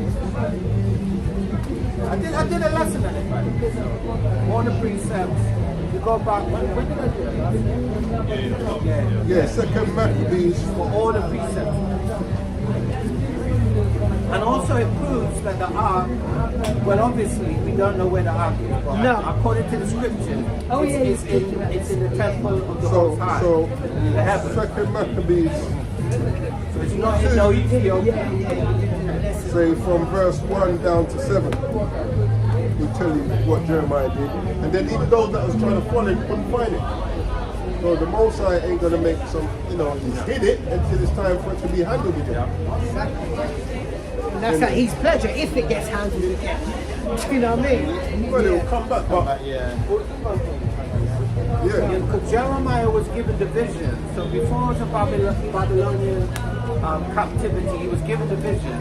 So he took the perpetual flame and he took the Ark of the Covenant and he buried it In the whole of the cave. in the hollow of a cave, basically more or less where I don't know, where the mountain. Moses was buried. Yep.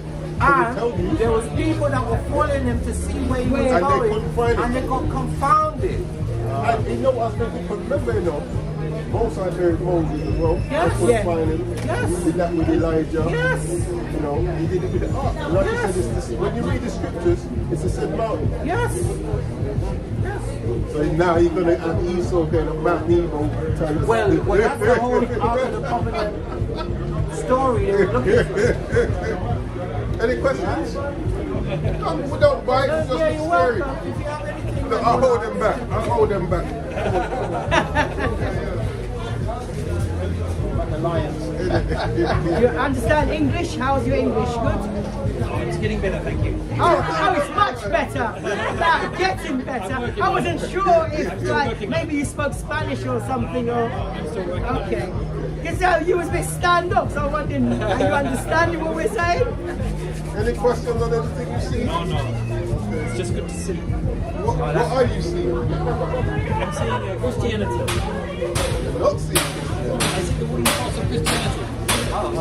And you also see the But you also cobblestone see the of cobblestone of You Islam. seen the boy here as well? Oh, yeah. So we're actually showing some. Now guess what? Guess what that was? That's the question I meant to That's ask. Give this man a hand. Give this man a hand. Go on. No, go Nice to on. meet you guys. We'll see you later. Oh, we was going to explain to you.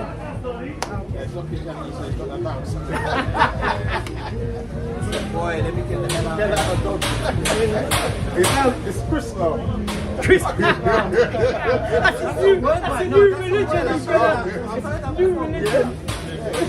Encapsulates the wood and the stone, yeah. What you put the stone. No, you put the stone on the wood on top of the stone. Yeah. So you got the cobblestone and the cross on top. The cross inside the little thing there, and they kiss the cross instead. Yeah, when they push their head rather than what they normally kiss. Yeah. Anyway. No, enough of that. Let's get back to the word. Well, we're Stay dealing with. spiritual. Yeah. Let's be washed in the spirit. We were dealing with the civil law. If you could bring out Leviticus 18 and 22. Oh, someone's got 18. Okay. Yeah. Leviticus chapter 18 Verse 22. Now this is a law. That thou shalt not lie with mankind as with womankind, it is abomination. And this is what we see a lot in our community as well. We've seen a lot of same-sex relationships, i.e. marriages, and it's an abomination. And the Christian church won't speak out about it. But they're practicing. They're ordaining it now, not only They're practicing it. ordaining Because it, and they're rehearsing their unrighteous acts in it as well. And this is the beauty of I'll come and stay with high Yahushua. heel and all kind of things. yeah, Because, biblically, that's a sin punishable by death. And this is why I was saying Yahushua made it possible for us to keep the laws. that's right. That's 13, 38 and 39. Bring it out.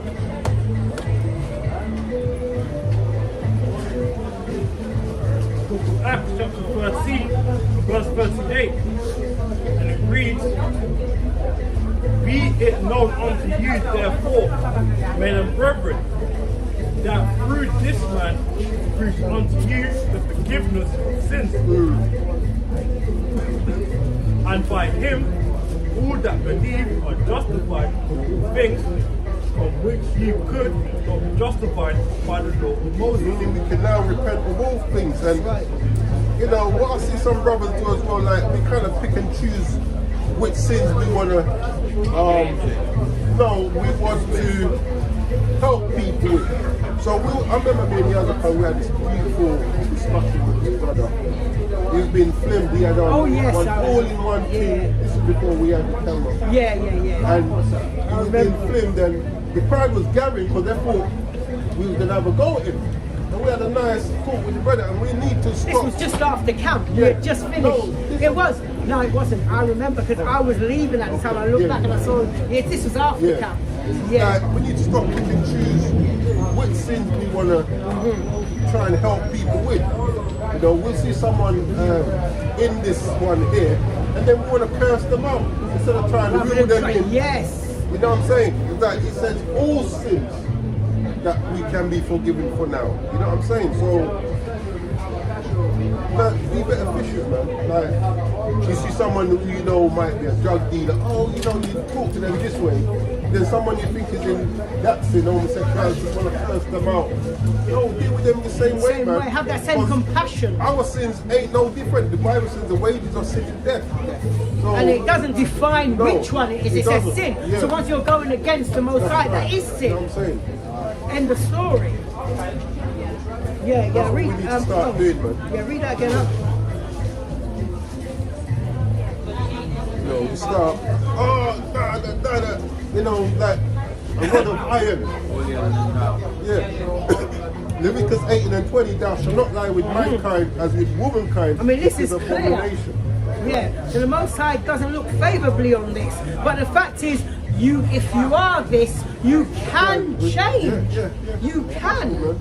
And read that first. I want to show you something after. You've got Ecclesiastes 7:29. But read Sometimes we don't even give them the inclination to want to change by the way we we're deal saying. with them. You know what I'm saying? Yeah. You already got your nose looking down at them before you even speak to them. Do you know what I mean? Getting them out. Yeah, read that. But the 1 Corinthians chapter 6 verse 9. Know ye not that the unrighteous shall not inherit the kingdom of Yahweh? Be not deceived. And these are things that we're trying to, like when we're doing that spiritual walk where, not Galatians. You can bring it. I've got a few here still. I'm only on the second floor. I didn't reach the upper three yet. Galatians chapter 5 and 16, where Paul says, this I say then, walk in the spirit, and ye should not fulfill the lust of the flesh. Read that again. So we wash spiritually, and once you're washed, you won't, Meaning the lust of the we're flesh. abstaining from things like this one. Corinthians chapter 6 verse 9. Know ye not that the unrighteous shall not The inherit unspiritual the one. kingdom of Yahweh? Be not deceived. So don't let these lying pastors say, you know what, God looks as at you your are. no, God looks And at stay your as heart. you No. They say God looks at your heart. He ain't no matter what you're doing, he's looking at everything. sin. Yes. He's looking at everything. So bear that in mind. Yes. Neither fornicators, Uh-huh. nor idolaters, Uh-huh. nor adulterers, nor effeminate, And you see that? So even if you're not gay, but you have gay tendencies, Or the spirit. that's still an abomination. nor abusers of themselves with mankind. So you got, that's man and man, woman and woman. That covers both. You know? So these things we have to try to wash ourselves clean from. If you are, try to stop. If you ain't, try not to even go into it. Do you know what I'm saying? You got something? Read verse 11. Yeah, you can read first. And such were some of you. See? That's why I like that precept. Yeah. That's Because my we're favorite all part coming of it. from different And that's what you have areas. to remember, yeah. Some of us might have been abusers of themselves with mankind. Some of us might have been like fornicators. Some of us were adulterers. Some of us idolaters.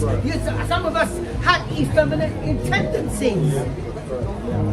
Read that verse 11 Read again. that. Verse 11. And such were some of you. Can't. But ye are washed. You are what? What kind of wash? Spiritually washed. This is how you wash. Because you're applying those laws there. Just jumping in a bath or going to the priest, the Christian pastor, getting dunked in that water that they say is holy, that's not going to wash you. Right, clean your skin, but not your soul. But not spiritually. It's not going to wash you spiritually. All that's really supposed to be saying is, I want to come to the Lord. I want to serve Yahweh. That's what you're saying by doing that. But you have to now do the action that warrants that. You're sanctifying yourself, you're setting yourself apart from everybody else. Verse 11. And such were some of you. God. But ye are washed. Uh-huh. But ye are sanctified. But ye are justified. You're cleansed. In the name of the Lord Yahweh Shai. Yeah, because now we can be forgiven for all sins for which we could not be forgiven under the law of Moses. And by the Spirit of our power. God, that's The right. grace that the Most High gives me.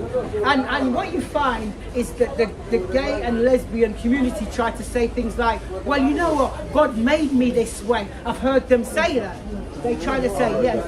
They're trying to say, well, you know what, this is how God made me. He made me this way. He made me liking of my own gender. But listen to this. That's what the guy tried to really say when he said, I was born in sin. You were born in that's what sin. you're saying. It's the flesh which is sinful, but you're not born in sin. Like a baby, what sin does a baby commit when it's born? And not only that, right? Not only that, what sin are you doing lying with your wife, bringing this baby? Yeah. Isn't that how the Most High ordained children should come about? You So what were sin born is in that? Do you know what I'm saying? It's only a sin if it's someone else's property, so to speak. Now it's an error. Yeah, Ecclesiastes 7:21. Ecclesiastes. So this is the book of Ecclesiastes, chapter 7, and verse 21, he says. 29. 29. Lo, this only have I found, that God our power have made upright. Hang on, read that again. Lo, this only have I found, that God our power have made man upright. That's what I want. I've doing this one. No, he's made. Read that again. Lo, this only have I found, Yeah. that God our power have made man upright. But watch this. But they have sought out many inventions. So it's of your own deed why you've gone that way. And in the notes it says schemes. Yeah. So the Most High didn't make Ecclesiastes. Ecclesiastes. Yeah. See, so the Most High didn't make you that way. The Bible just told you He made man upright. But we choose many inventions to please ourselves, and then now we blame Him for the errors of. One second. We blame Him. We blame Him for the errors of our ways.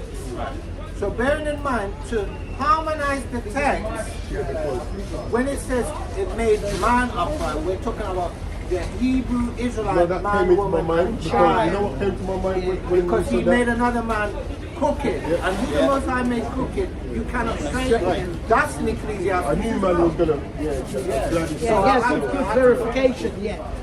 Yeah. God. When you read it, say second Ezra 3, when it says the king added his laws, when he broke them, death came into him and his generation. So sometimes we have to be mindful with scripture like that. So I've seen brothers get caught with, what is it? Oh, that same one. In Adam we all die. Yeah, when they're not talking about. So, is that talking about all, and then he says yes, this is, but then in Yahushai, who made all alive. Is that Now, the same all? that's how they catch you out. Right, and just to read the precept that I said to harmonize, or not to harmonize, but why I felt the need to clarify. When you read Ecclesiastes 1 and 15, it says, that which is crooked cannot be made straight, and that which is wanting cannot be numbered. 7 and 13, exactly.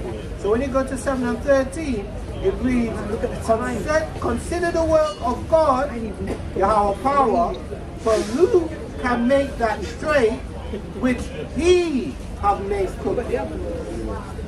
Which lines up with the precept we brought out earlier when it says that the Most High predestinated particular people to not be able to accept the truth. He predestined them to not be able to see it. Okay, right now quickly let's run on to. So we've only done two so far. The dietary law and the civil. Now we're going to go to the ceremonial, which are the feast days that we should observe. Somebody could, I don't matter who, somebody grab Leviticus 23, 1 to 6. If somebody can get Exodus 23, 17, and somebody get Deuteronomy 16 and 16. No, I should be all right. Deuteronomy 16 and 16. That's it. That's just going to be them ones for the ceremonial. Leviticus 23 and 1, and Yahweh spake unto Moses, saying, Speak unto the children of Israel, and say unto them concerning the feast of Yahweh, which ye shall proclaim to be holy convocations, even these are my feasts. 6 days shall work be done, but the 7th day is the Sabbath of rest, and this ain't a feast day. No, hang on, wait. We're gonna explain. Go on, just tell me. Brother say, oh, it's a feast. No, it's not. It's a holy convocation. Yeah, and an holy convocation. There He you says, go. do no work therein, it is the Sabbath of Yahweh in all your dwellings. Then he goes into the feast. So the first These thing, are the feasts. hold on. So the first thing he does is that holy convocation. 6 days and 1 day rest. That is continually. There is no break in that chain. That's it. No matter what anybody says, there's no break in the 6 days of work, 1 day Sabbath. 6 days, 1 day. 6 days, 1 day. Unto your generation. That's it. There's no break in that cycle. No. Now read on. Then from verse 4, then it goes into the feast.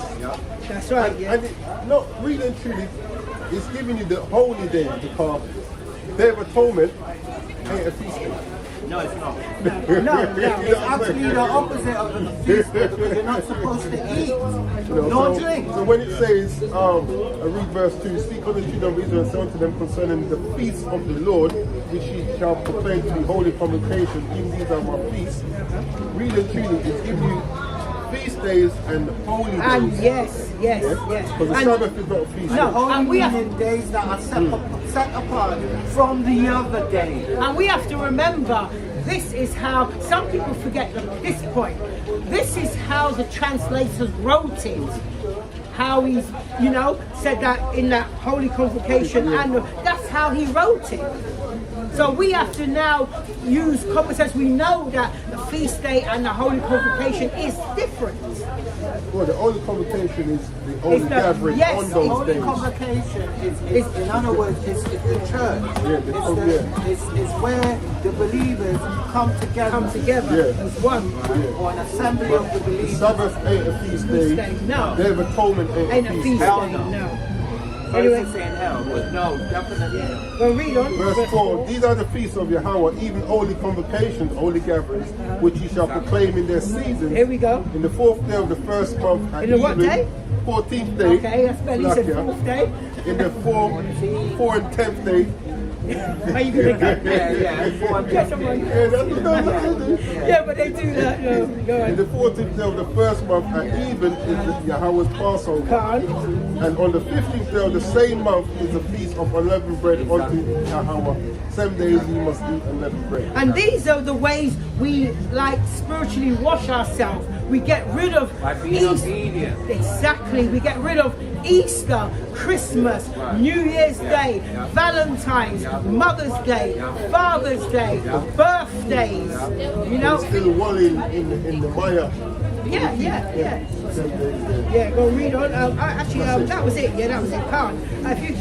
Whoever got Exodus 23, Yeah. 17. Exodus 23 and verse 17. Yep. 3 times in the year, all thy males shall appear before the Lord God of our power. So the Most High ordained the males 3 times a year. You must, come before Yahweh. Now And this those, is. oh, you know, you know. Oh, yeah, I'm coming in. And this isn't. Oh, you're right. Oh, yeah.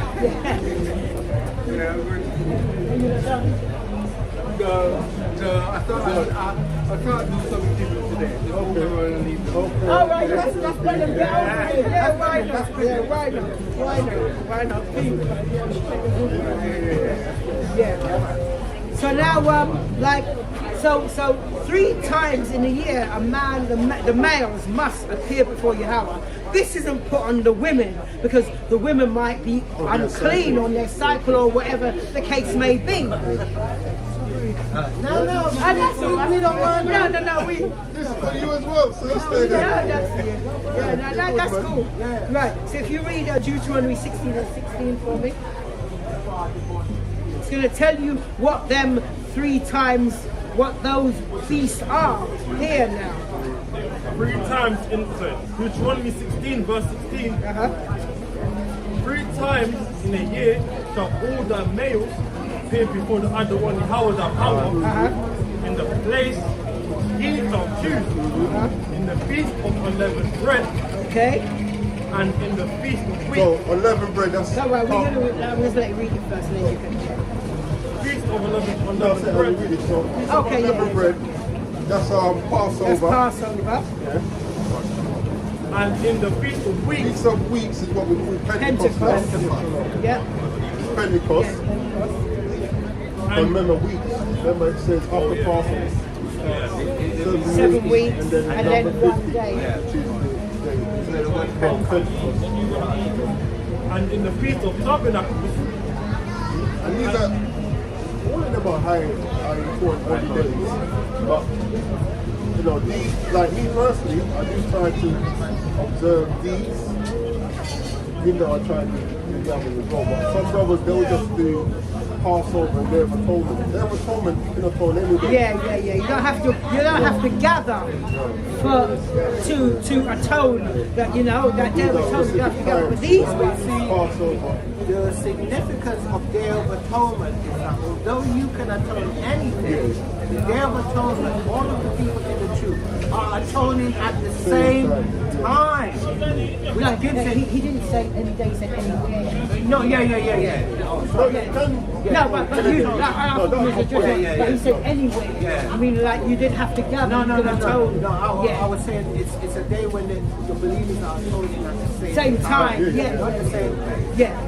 I'm doing it because the most I told us Commanded today. us to do it. Yeah. Because reading, I keep saying that I need to fast more, and I don't. I need to be more strict on myself, but I will always do the Day of Atonement. So it's actually set aside a day where you have to do it. Yeah, regardless Yeah. of, you know. Yeah. But going back to what I was saying, like you can atone anytime you want. But I mean, not atone anytime. You can fast anytime you want. You know. No, but you can literally atone. Yeah, You yeah. can fast for yourself to atone for Yeah, something yeah, you yeah, are told. yeah. Yeah, that is And you atonement. feel like you need to fast and get close to the Most Yeah. High, right? Cleanse So you yourself can- by fasting, You can yeah. use the word atone. You can atone. But the point is, Passover you can't do anytime. No. No. Pentecost you can't do any time. No. Tabernacles you can't do any time.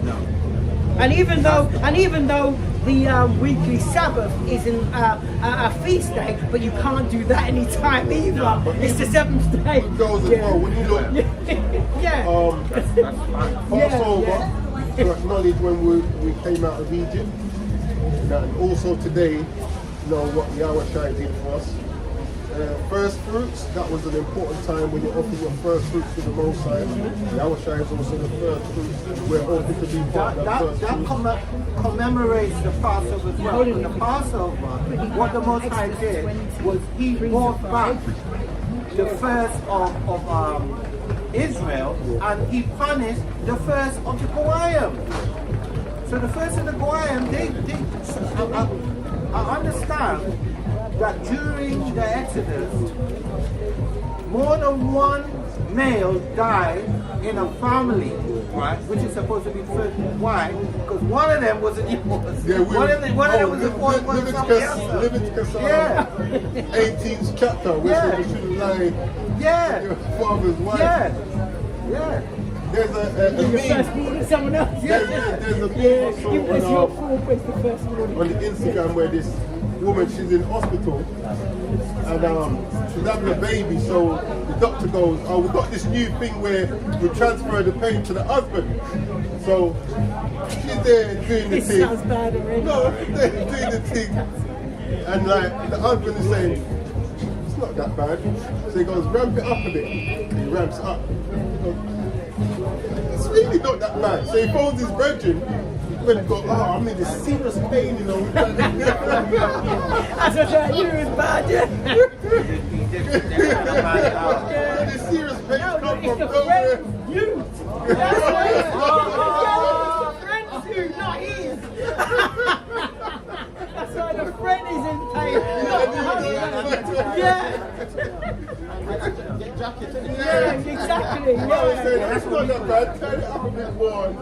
Yeah, so he phoned his friend, yeah, like, wow, this pain come from nowhere. Anyway. Now we're going to quickly run into the moral laws. Yeah, that was Quickly. immoral. Yeah, that is definitely immoral. Yeah. Now, if you're going to read Exodus, remember, like people like to say, like. Oh, and tabernacles. That's yeah. to acknowledge when we came out of Egypt and was sleeping in booths. If you got a question, feel free to ask. Any one of us can answer it. We all speak the same thing. So what's your all about? Like, Well, basically, all we're trying to do is teach people who we are, what's required of us according to the scriptures. We don't go outside of this. Right? We read it verbatim and we show our people who we are, why we're in the condition we're in, and what do we have to do to come out of that condition. And the funny thing is, this lesson today we're doing is called spiritual wash, because like how people say you're going to be born again and people get baptized and say they're new in Christ. but we're showing what it really means to be washed spiritually. You believe in the Bible? Where are you from? So has anyone ever taught you what? Because the nations that's in the Bible, they're still around today, just go by different names. So has anyone ever taught you which one you came from? What tribe Would you like to know? What tribe are you from, brother? Southern part of Nigeria. Yeah, no, what tribe? Right. Like Igbo. Are you Igbo? Not Igbo, but Close to Igbo? Close to Ibibio? Delta. Oh, you're from the Delta State? So But my Delta is Igbo. You know, some kind of Delta has the kind of speak to people. Yeah. So, Okay. so when you go into the prophecies in Deuteronomy 28, like our Somebody people open up to it. made What's your under? the house message. Your house message. Oh, I can give you the, I got a QR code if you want to QR, so it'll be easier. And also join and watch. Yeah. That's the spirit, man. You're in the right spirit. So someone get around 20, someone get 30. Pull up the, that's the channel that's on there now. And then this one.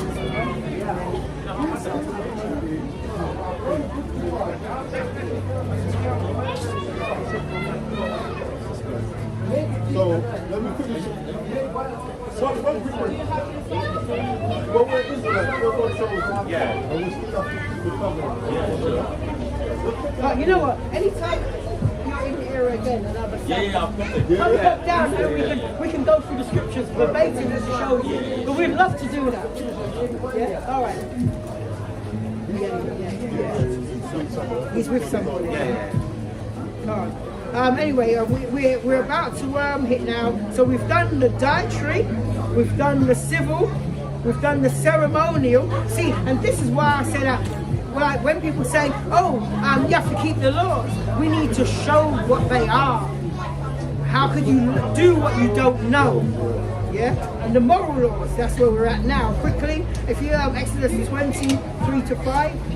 Exodus chapter 20, verse 3. And this is one of the ones that Yahushua said of the two great commandments. This is the first one. Thou shalt have no other gods before me. Uh-huh. Thou shalt not make unto thee any graven image, or any likeness of anything that is in the heaven above, or that is in the earth beneath, or that is in the water under the earth.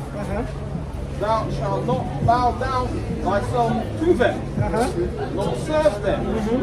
For I, thy power, am a jealous God, visiting the iniquity of the fathers unto the children, unto the third and fourth generation of them that hate me. So the first would be to love, and that's loving the Most High power with all your heart, mind, and soul.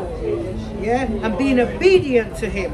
And here's the second, like Yahushua said, the second is like unto Him. Leviticus 19, 16 to 18. This is the book of Leviticus.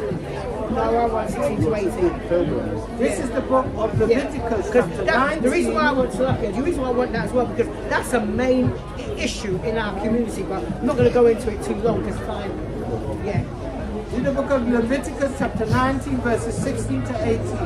Verse 16.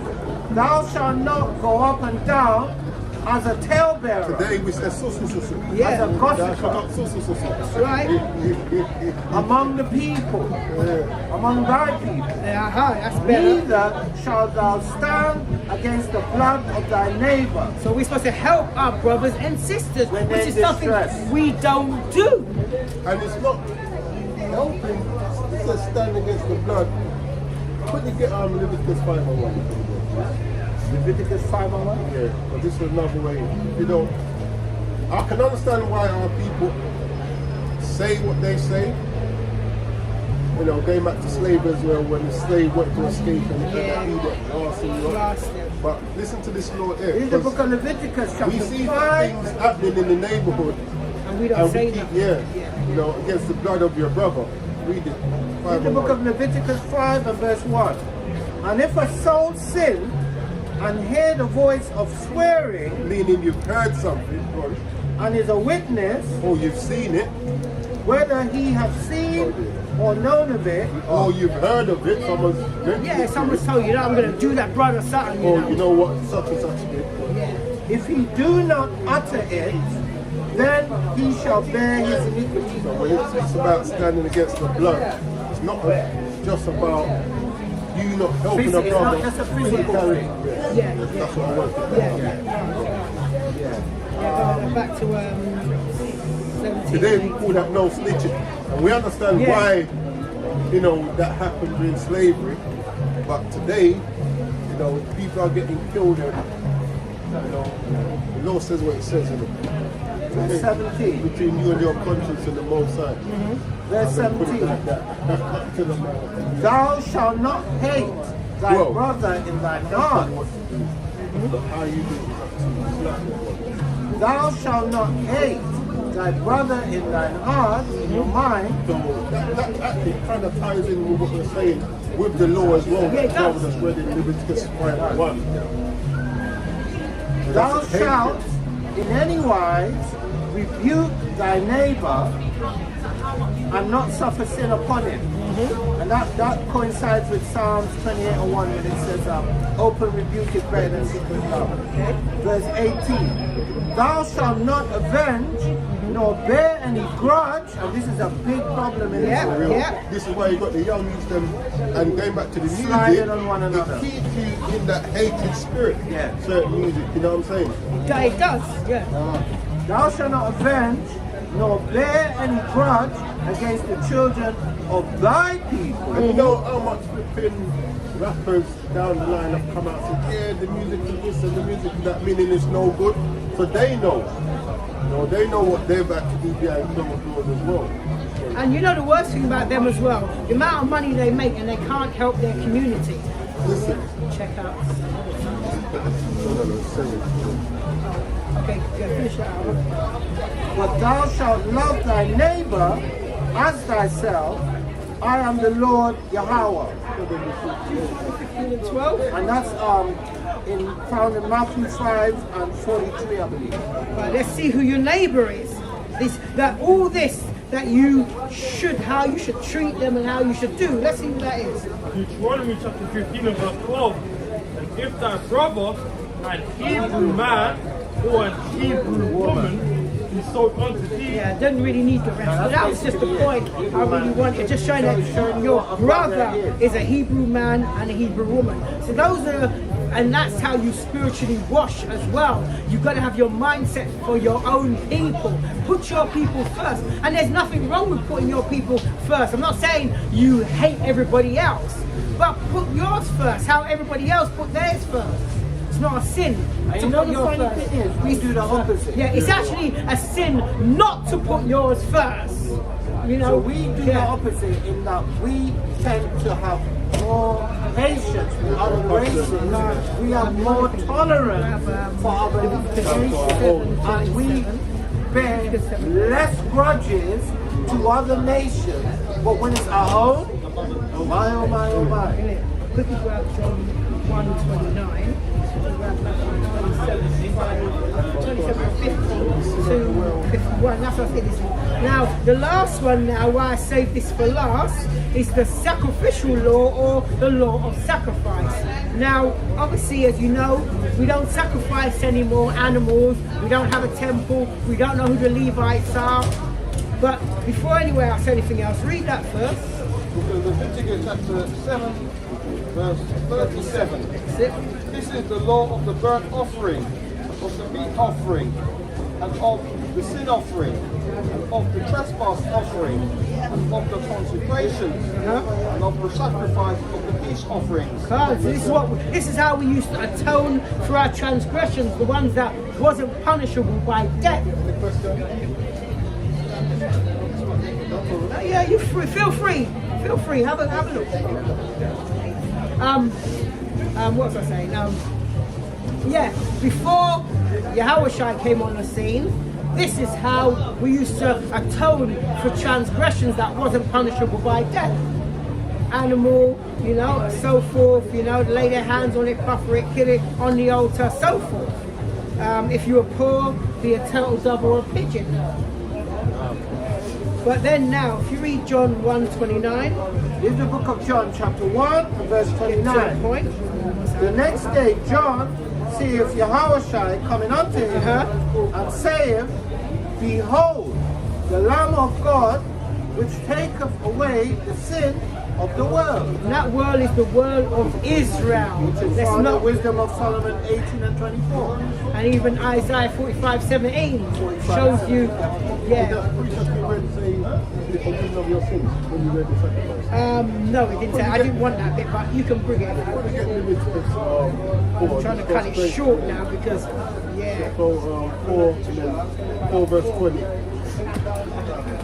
Straight to These the ones point. out before time's up. Let's say the Lamb of God who takes away the sins of the world. Uh-huh. So, Leviticus 4 and 20. And he shall do with the bullock, yeah. and he shall do with the bullock, and take with the bullock for a sin You know, offering. it's lucky we didn't have up reading that bit into the bollocks. You should do with the bullet. Yeah, like he did with the other bollocks. Sorry, yeah. So shall he do with this, and the priest shall make an atonement for them, and shall be forgiven them. So, brother was reading previously how we take an animal, sacrifice it, and you'll be forgiven. Then, John 1:29. yeah, 129, the Lamb of God, which takes away the sin of the world. Now, this is Ephesians 1, verse 5. Having predestined us unto the adoption of children by Yahushua Mashiach to himself, according to the good pleasure of his will, to the praise of the glory of his grace, wherein he has made us accepted in the beloved, in whom we have redemption through his blood, the forgiveness of sins, according to the riches of his grace. Jump right now. Hold that precept. I don't know what's going to say. Yeah, but I know that The bit. blood and Christ. Yeah, well, hold that. Matthew 27, 50 to 51. Let's go Matthew 27. Oh, he's dead! I knew I gave it to someone. He's zoned out. Yeah. Book of Matthew, chapter 27 and verse 50. Now this is when Yahushua was put upon the cross and he was crucified. This is what happened. Yahushua, when he had cried again with a loud voice, yielded up the ghost. So when he yielded up the ghost, when he said it is finished, it is done, and he yielded up the ghost, what happened? Verse 51. And behold, the veil of the temple was rent in twain Calm. from the top to the bottom, and the earth was quake, and the rocks rent. Showing you that's when now they were no longer going to be doing animal sacrifice, because you had to do it on that altar in the holiest, you know. The priest will change. And the priest, right? And the priest will change. Shalom, Now, Judah, Akia. Shalom. Now, the veil, the temple of the veil, it rent in two. It's broken. You can't, do nothing on it now. It's rent in two. You know, they were still sacrificing. Yeah, but That's the significance. that was the significance of Yahushua coming now, removing that, putting in the second. Now, yeah, you can bring your piece if you want to do that. Oh, okay. And then quickly let's have Hebrews 10. Oh, you got Hebrews 10. Okay, let's have one. I don't know which one you want to read, but I want to read Hebrews 10 and 1, then jump to 8 to 12. Unless you wanted something different. Yeah, because the concept I had is in time. Oh, okay. Go on then. Okay, go ahead. So this is the book of Hebrews chapter 9, verses 13 to 15. But actually verse 12. No, verse 13 to 15. Verse 13. For if the blood of bulls and of goats and the ashes of an heifer sprinkling the unclean sanctify it. Actually, read up a bit. Yeah, 12. I know I was going to start. Probably 11. Alright, verse 11. But Christ, verse 11. But Christ, Start 10. Must start one. I know what I want to hear. No, verse 10. No, because one is going to start. No joking. Which stood only in meats and drink. Start 9. You see, it's going up again. No, because there's something I'm looking out for. This is the book of Hebrews chapter 9 and 9. which was a figure for the time then present, Because in before which- that, it speaks about the sacrifice. Yeah, exactly. The priest going into the temple, Yeah, and the yeah. high priest. in which were offered both gifts and sacrifices that could not make him that did the service perfect as pertaining to the conscience. To your Yeah, mindset. because there'll be nine they're gonna sin, have the sacrifice already. Already prearranged. Yeah, predetermined. waiting. Yeah, go on, then. Verse 10. Which stood only in meats and drinks and diverse washings and carnal ordinances, meaning fleshly ordinances, imposed on them until the time of Reformation. Meaning in Christ, the time of Yahushua comes And and now that reforms a allows them to be better able to sacrifice. repent. Exactly. Verse 11. But Christ, being come and high priest of good things to come, by a greater and more perfect tabernacle, not made with hands, that is to say, yes, that is to say, not of this building, verse 12, neither by the blood of goats and calves, but by his own blood, he don't really need entered Hebrews 10. in once into the holy place, which is the Holy of Holies, which is the veil of That partition, rent. that rent, Right. When Having- Yahushua died, that rent having obtained eternal redemption for us, verse 13. For if the blood of bulls and of goats and the ashes of an heifer, which is something you have to do for the purifying ritual, sprinkling the unclean, sanctify him to the purifying of the flesh, verse 14. How much more shall the blood of Christ, who through the eternal Spirit offered himself without spot to God Yahweh power, purge your conscience from dead works, which was the animal atonement. which is dead works because it cannot cleanse you. which is what is mentioned before when it says carnal sacrifice, carnal ordinances, from dead works to serve the living power. Don't be 15. Yeah. Again, it's something different. Yeah, But alright. 14, Yeah, just finish with jump to 10. the same 9. No. Oh, yeah, that's right, yeah. So this is the book of Hebrews, chapter 10, verses 1 and 2. Verse 1. For the law, having a shadow of good things to come, Actually, go back to quickly 9 and read 22. 9 and 22. 9 and 22. So this is the book of Hebrews 9 and verse 22, and it reads, and almost all things are by the law purged with blood, For certain sins, animal can't atone for you. and without shedding of blood Blood is still needed today. is no remission. So You're not now our forgiven. faith is in Yahweh Shai. Right. Yeah, no, but still, it's contingent on the blood that he shed. Yeah, no, that's that's what I'm what saying. we're saying. Exactly, Yeah. exactly. Without blood, there's no remission. There is no. Now it's So our faith through in And his Yahushua, blood is so precious. It's an eternal it's once for sacrifice. all. Yeah. Yeah, which is what it says in verse. Verse 10, 1 and 2. And then jump to And that's okay. Okay, if you want to, because I mean, like Solidify. 9 kind of. 1, 2, and then 9. No. just Just one. do Oh, yeah. one and two. Because I think dealt with it. no, yeah, just do 1 and 2. Right. Oh, okay. 10, 1 and 2. Because Hebrews- he kind of dealt with it. I'm not going over it again. Hebrews 10, 1 and 2, verse 1. Yeah, just go to them. For the law having a shadow of good things to come, Go. and not the very image of the things, can never, with those sacrifices, meaning... So if you want to say there's a law that's done away with, because when Paul's speaking about when they're under the law, this is what he's talking about. Atonement.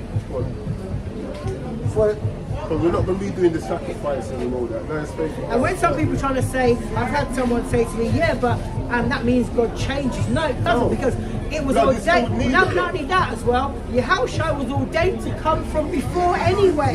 There's not a change. No, but blood is still No, needed. I know that. But somebody tried to tell me about like Yahushua, like, yeah, but it was change.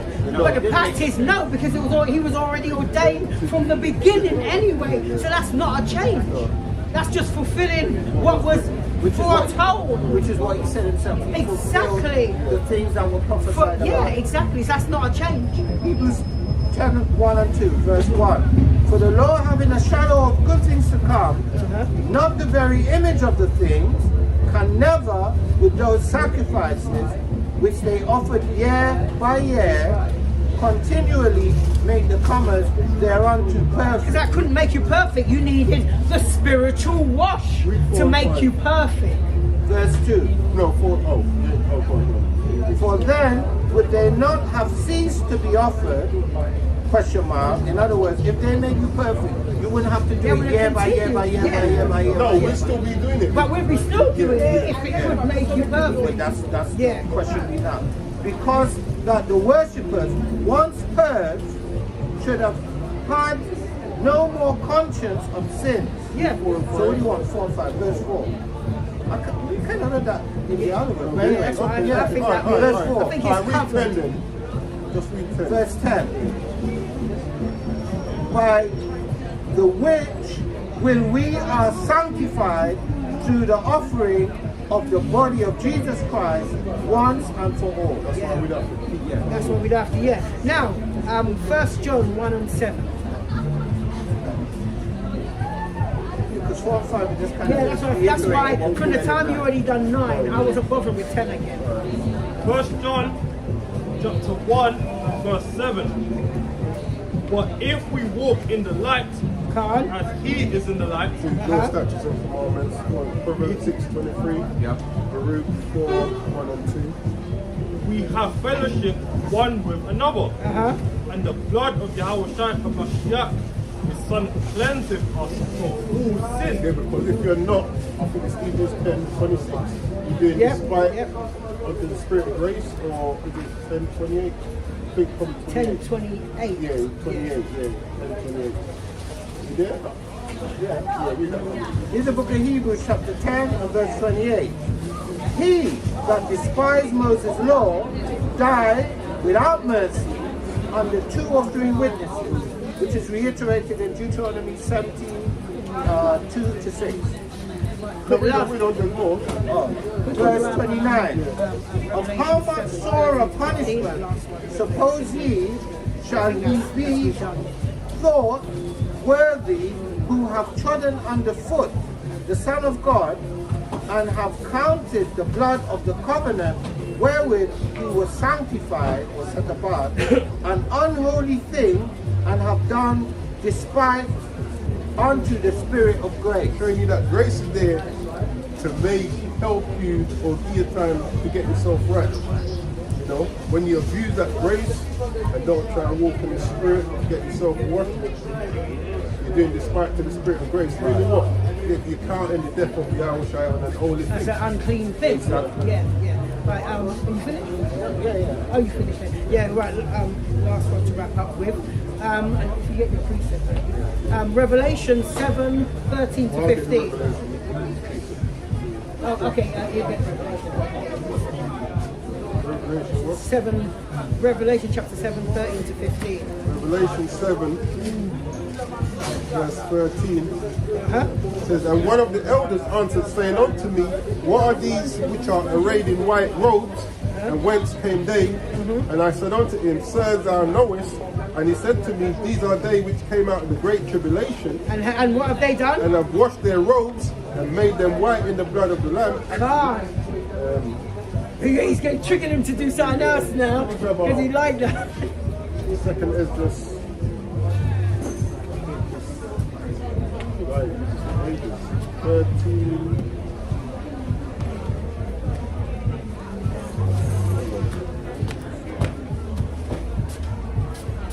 Oh, might be 13. Second Esdras 2. Second Esdras 2:14. Second Esdras 2, Verse 14. chapter 2 and verse 14. For 0 or 14.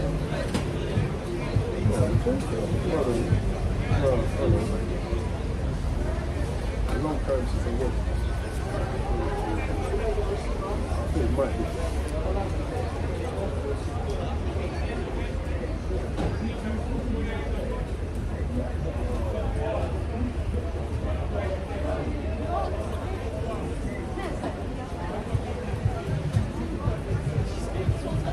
you in reference? It says take that number. Hold on. Okay.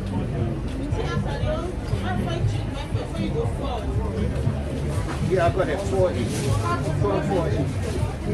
Take that number outside. White robes, yeah? Yeah. Read it and see if it's No, this is it. White robes. Yes. Yeah. Up to where? 40 up to where?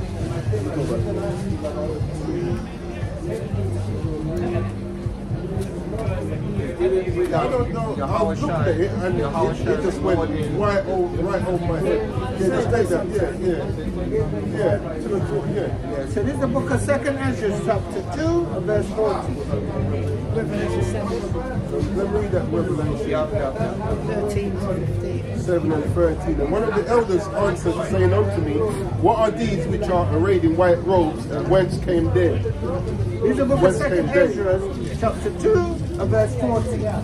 Take thy number, O Zion, and shut up those of thine that are clothed in white, which have fulfilled the law of Yahweh power. So, going back, there's Revelation 7:14, and I said unto him, Sir, thou knowest, and he said unto me, these are they which came out of the great tribulation, and have washed their robes, There you go. keeping the laws, Yep. and made This is 7:14. which Yeah. have washed their robes and made them white in the blood of So these blood of lot the were Lamb. washed spiritually. Well, finish off first. Therefore are they before the throne of Most High, and serve him day and night in his temple, and he that sitteth on the throne shall dwell among them. And that's what we want. So this is the book of 2nd Ezra, chapter 2, verses 45. He answered and said unto me, these be they that have put off the mortal clothing and put on the So immortal, they came out of sin. Well, that's also a change of and have Paul was speaking about in 1 Corinthians 15.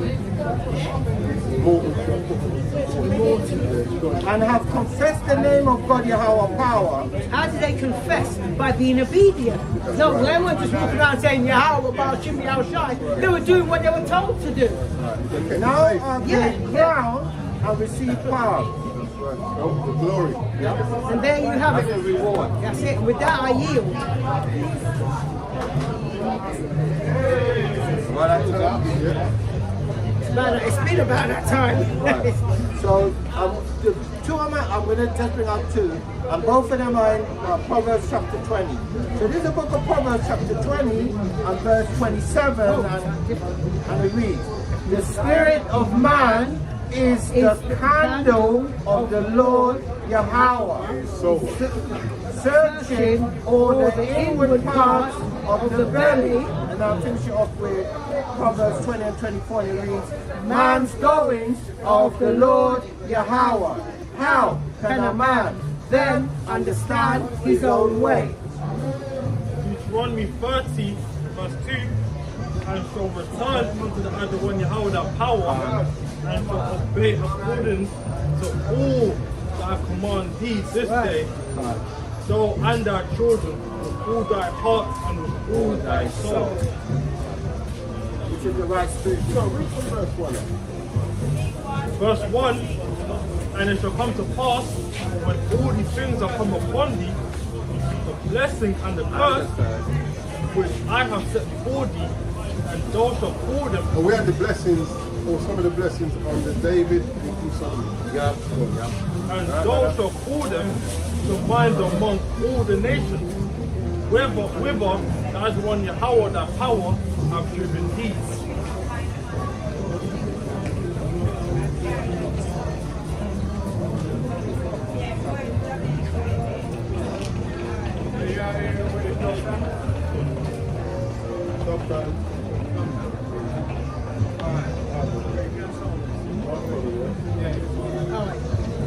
Book of Hebrews chapter 10 verse 31.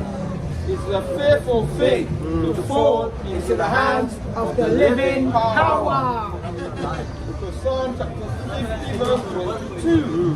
Now consider this, ye that forget Yahweh, he shall tear you in pieces, and there be none to deliver. I know. I just know he's going to do that. And listen, I'm going straight in. Proverbs chapter 4, verse 7. Wisdom is a principal thing. Therefore, get wisdom. And with all thy getting, get understanding. And I'm going to jump to Psalms 111, verse 10. And it reads, the fear of Yahweh is the beginning of wisdom. A good understanding have all they that do his commandments. His praise endureth. I will love you. I will love you. I tried it, but it. He's got for that. Anyway, as you know by now, we're going to do the conclusion of the whole matter. Everything that we brought out previous, today, and to come. This is Ecclesiastes chapter 12 and verse 13. And it reads, let us hear the conclusion of the whole matter. Fear Yahweh and keep his commandments. For this is the whole duty of man, every Israelite man, woman, and child.